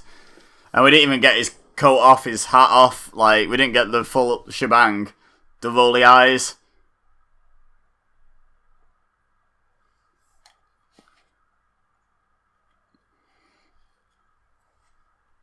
Three minutes. Doesn't sound that long. That's a long entrance.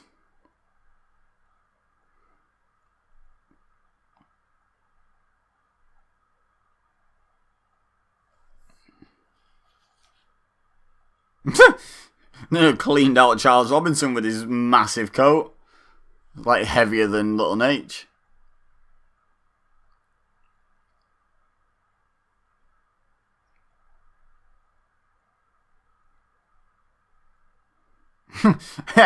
King just popped JBL mid-sentence. Heard it.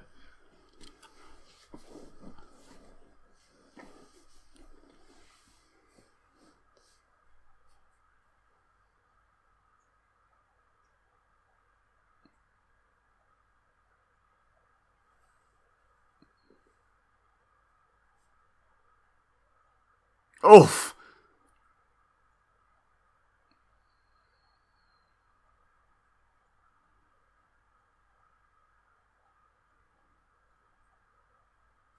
Oh. Throwing some bombs.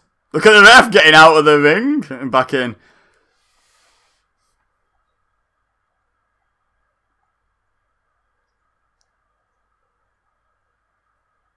Wow. All the Lesnar fans still about. All these wrestlers on the show that haven't been turned on by the fans yet because of, bad booking.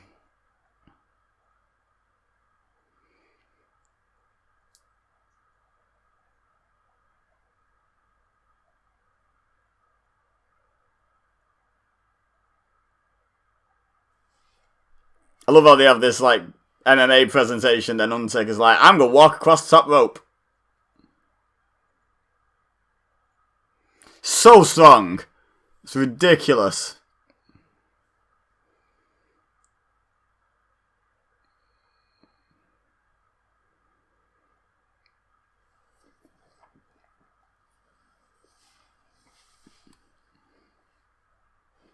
Oof.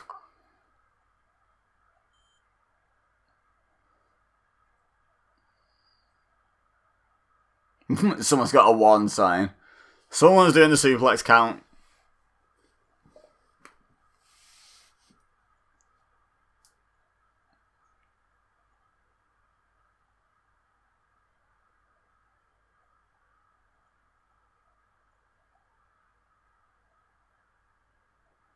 Yeah, that guy's legit got his cards ready. Yeah, exactly.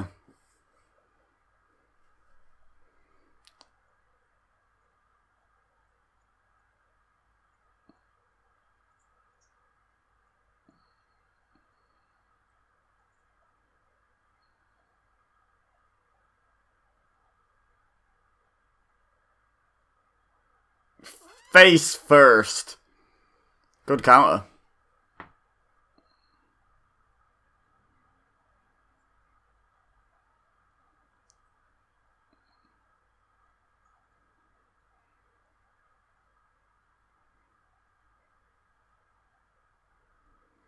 Oh.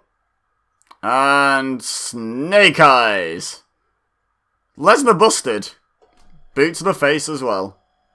Why not?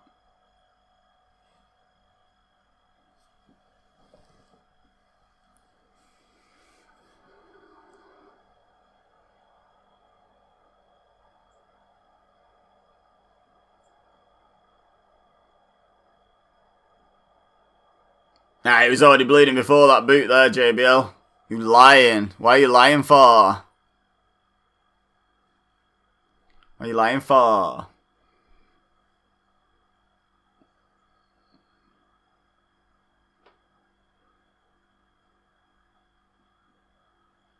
Well, he was wrong. He was wrong.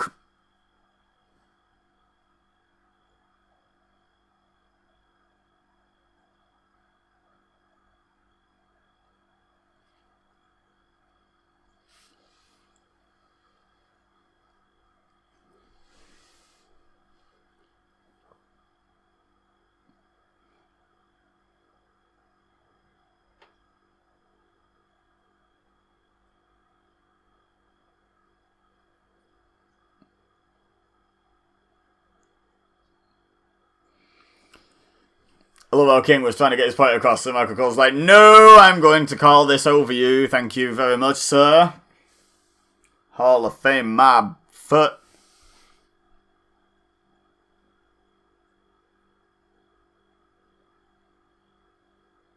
You still got it. Oh, thanks, says Undertaker.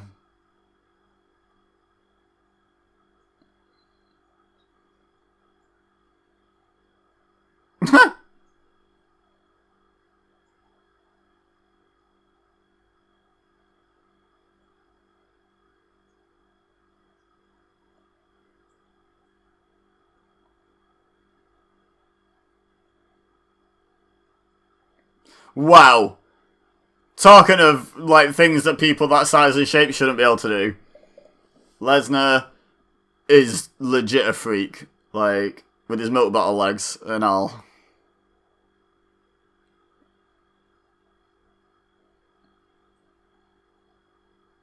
Absolute freak.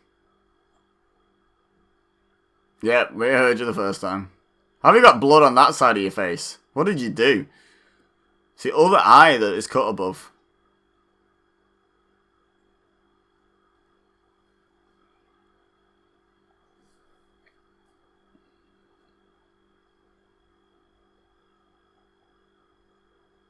Young Lion.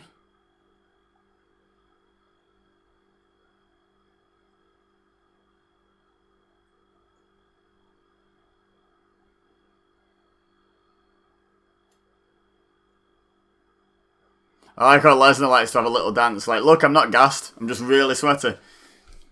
It doesn't mean I'm gassed. It just means I'm a sweaty man.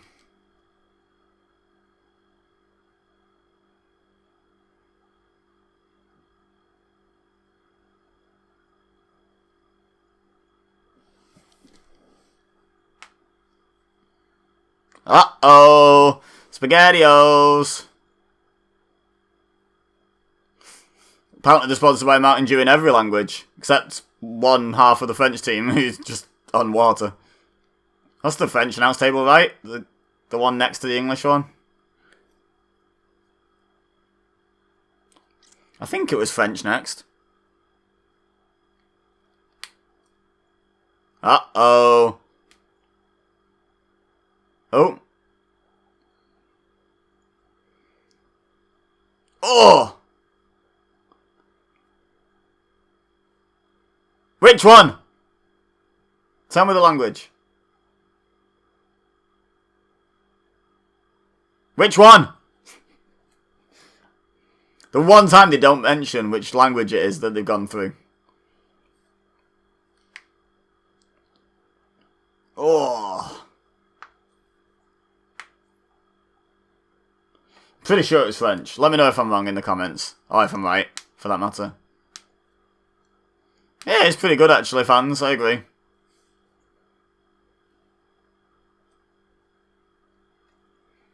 Right, he's really started bleeding. Like, stepping up. And Undertaker seems to have peed himself.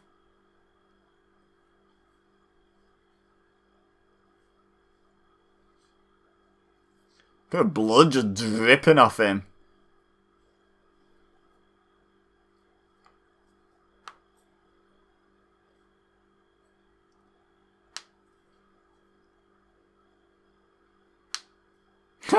All those 7 signs.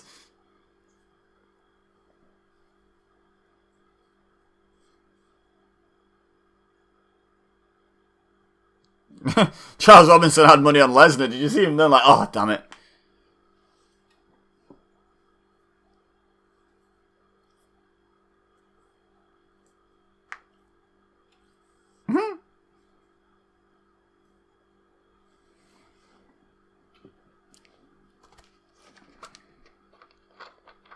Oh, well.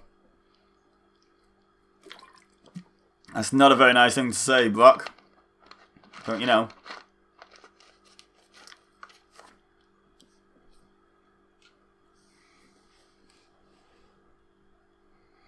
So the Spanish table's still intact. It was either French or German between English. I feel like it was French. I'm fairly sure it was French. Let's stick with French and move on from that point, shall we? Nice spit all over your own face. Nice. My God, Lesnar got some height there.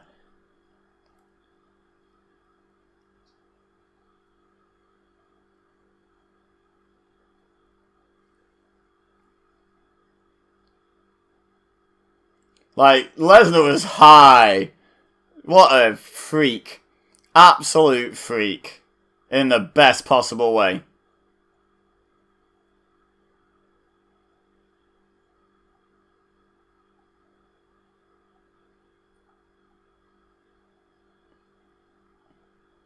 Why do I feel like that's not going to be it? I'm not having a look at the time at the moment. Like, I could cheat.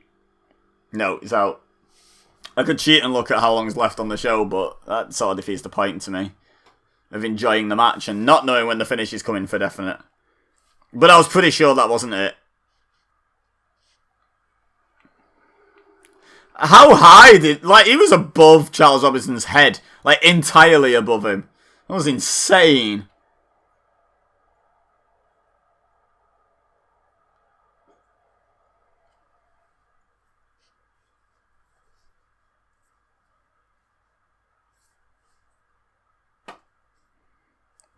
Heyman's like, chilling. Oh, yes, it is that one. It's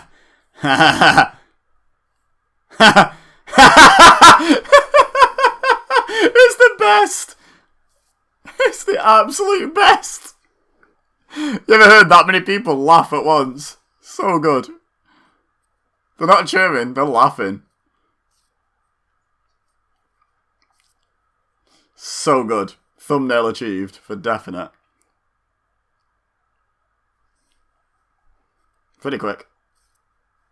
It is pretty awesome.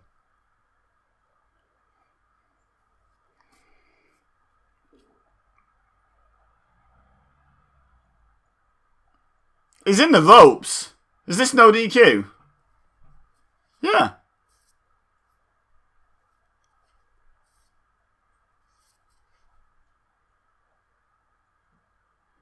I mean, he's right.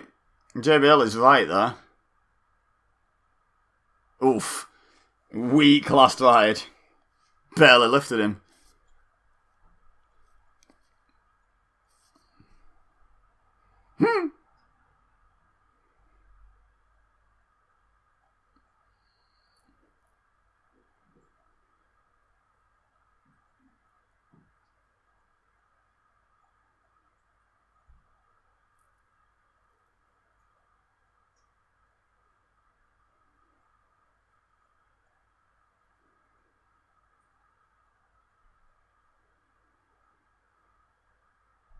A wrestling match.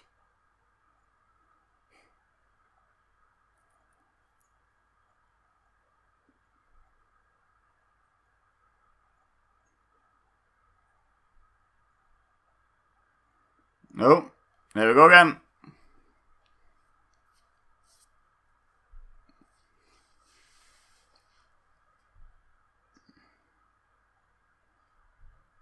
I love what they said this is what did in The Undertaker at WrestleMania. Like it didn't take, was it 3? Was it 4? I think it was 3.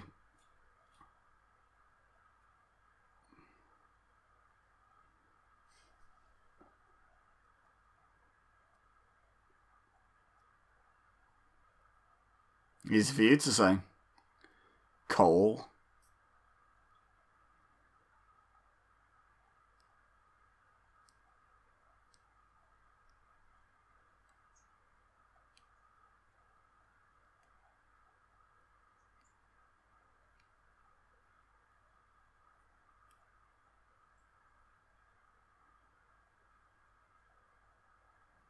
Another F5? Don't mind if I do.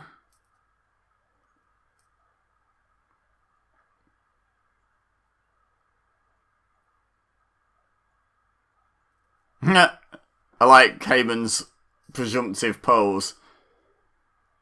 He'd already posed for the victory. I like that.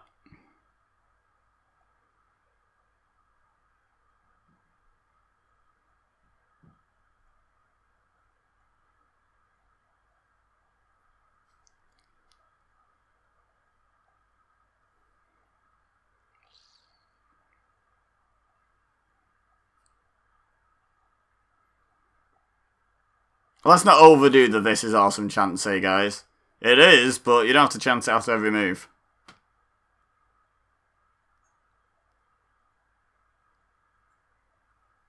Old.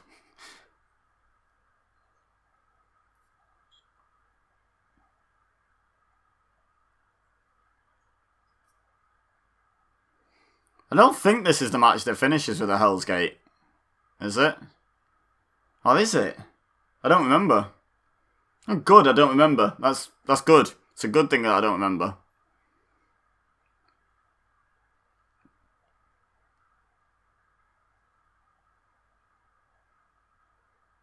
Nope, broke free.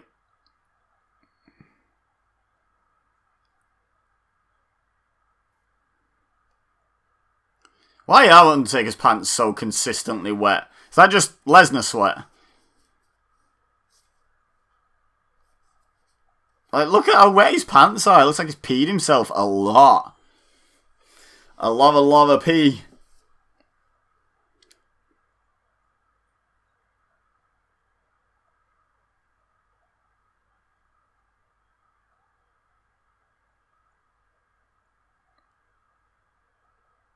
No, that shoulder isn't down though.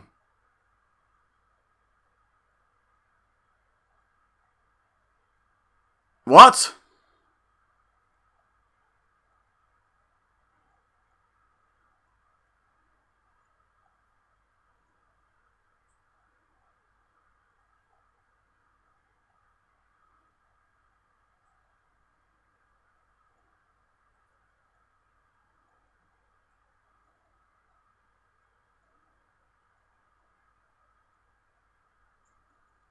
What a weird... Oh.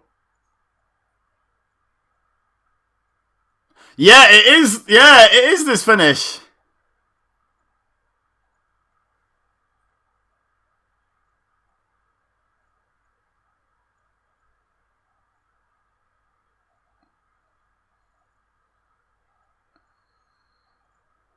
Yeah, I remember this finish.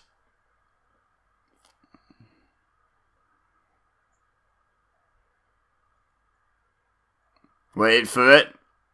Wait for it.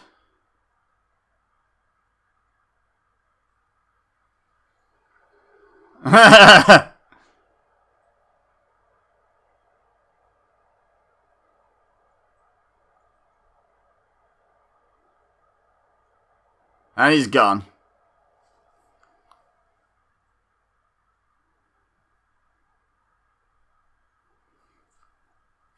I don't remember what the outcome of that random bell ring was, like, what that led to. Presumably a timekeeper getting F5'd a lot.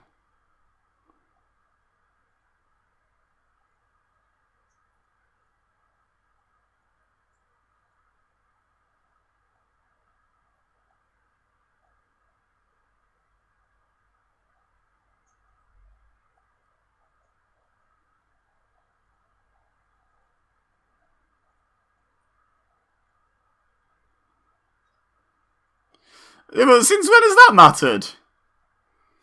Why did he not call the DQ? He saw the low blow as well.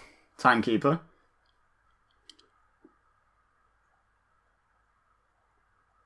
I mean, it's kind of a silly system, but yeah, the referee does have to call for it. And he's never taken that, like, matters into its own hands in all the times they've seen, like, what about the John Cena pin? Before. You saw him pin Seth Rollins for 3, he should have just rang the bell and been like, hey, that would have been a 3 count if the referee was awake.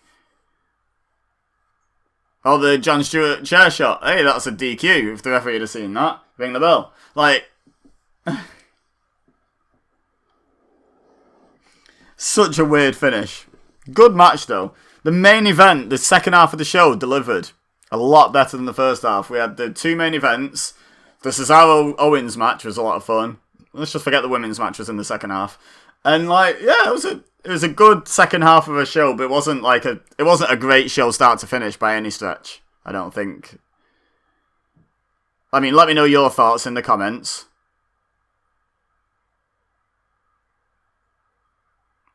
Heyman ain't best pleased. Lesnar's selling amazingly. People sleep on Lesnar. Lesnar's amazing. Just because they like got annoyed with how much he was holding the title, people then sort of try and say he's not that good. Lesnar's incredible. I'm sorry, guys. As an athlete, as a wrestler, as a performer, just like, you know, like the acting ability for selling and what have you. Especially when he's motivated. Like, oh my god. There's none better. How did the timekeeper even see that?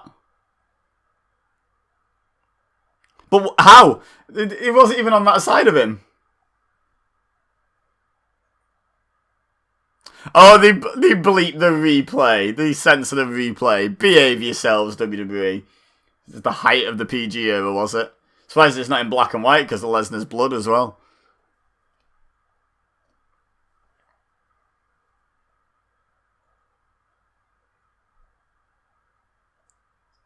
I suppose the timekeeper could kind of see that.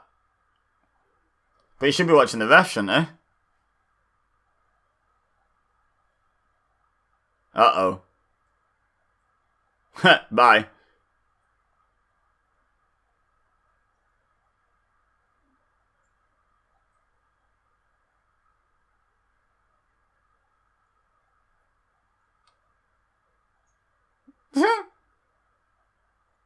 I love how Lillian and Brandy are selling it, but the fans in the front row just as close aren't.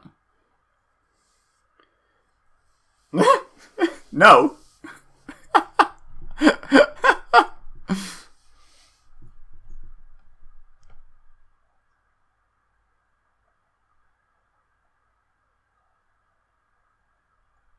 Guy in the red hat in the front row saw it.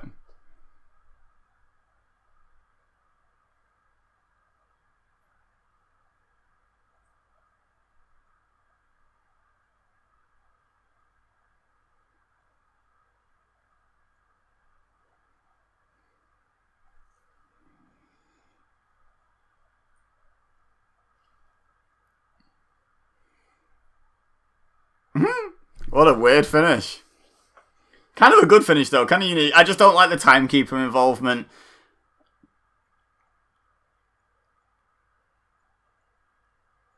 That guy in the front row was so confused. He was straight up on his feet like, what? What's going on? Oh. I agree 100%. But let's watch it and argue about it anyway. So yeah, leave a like if you enjoyed this video. Let me know in the comments what you thought of the show. Hopefully you've been commenting along when I've been asking you things as well. That'd be greatly appreciated. I love the interaction on these things. Don't forget to subscribe if you're new here and share with your friends if you think they would enjoy. Also, check the description for my other channels, my social media, and my Patreon, where you can support me for just $1 per calendar month. 10% of the price of the WWE Network. But for now, all I have left to say is thank you very much for watching. As always, I've been Ibeza, you've been amazing, and I will see you next time.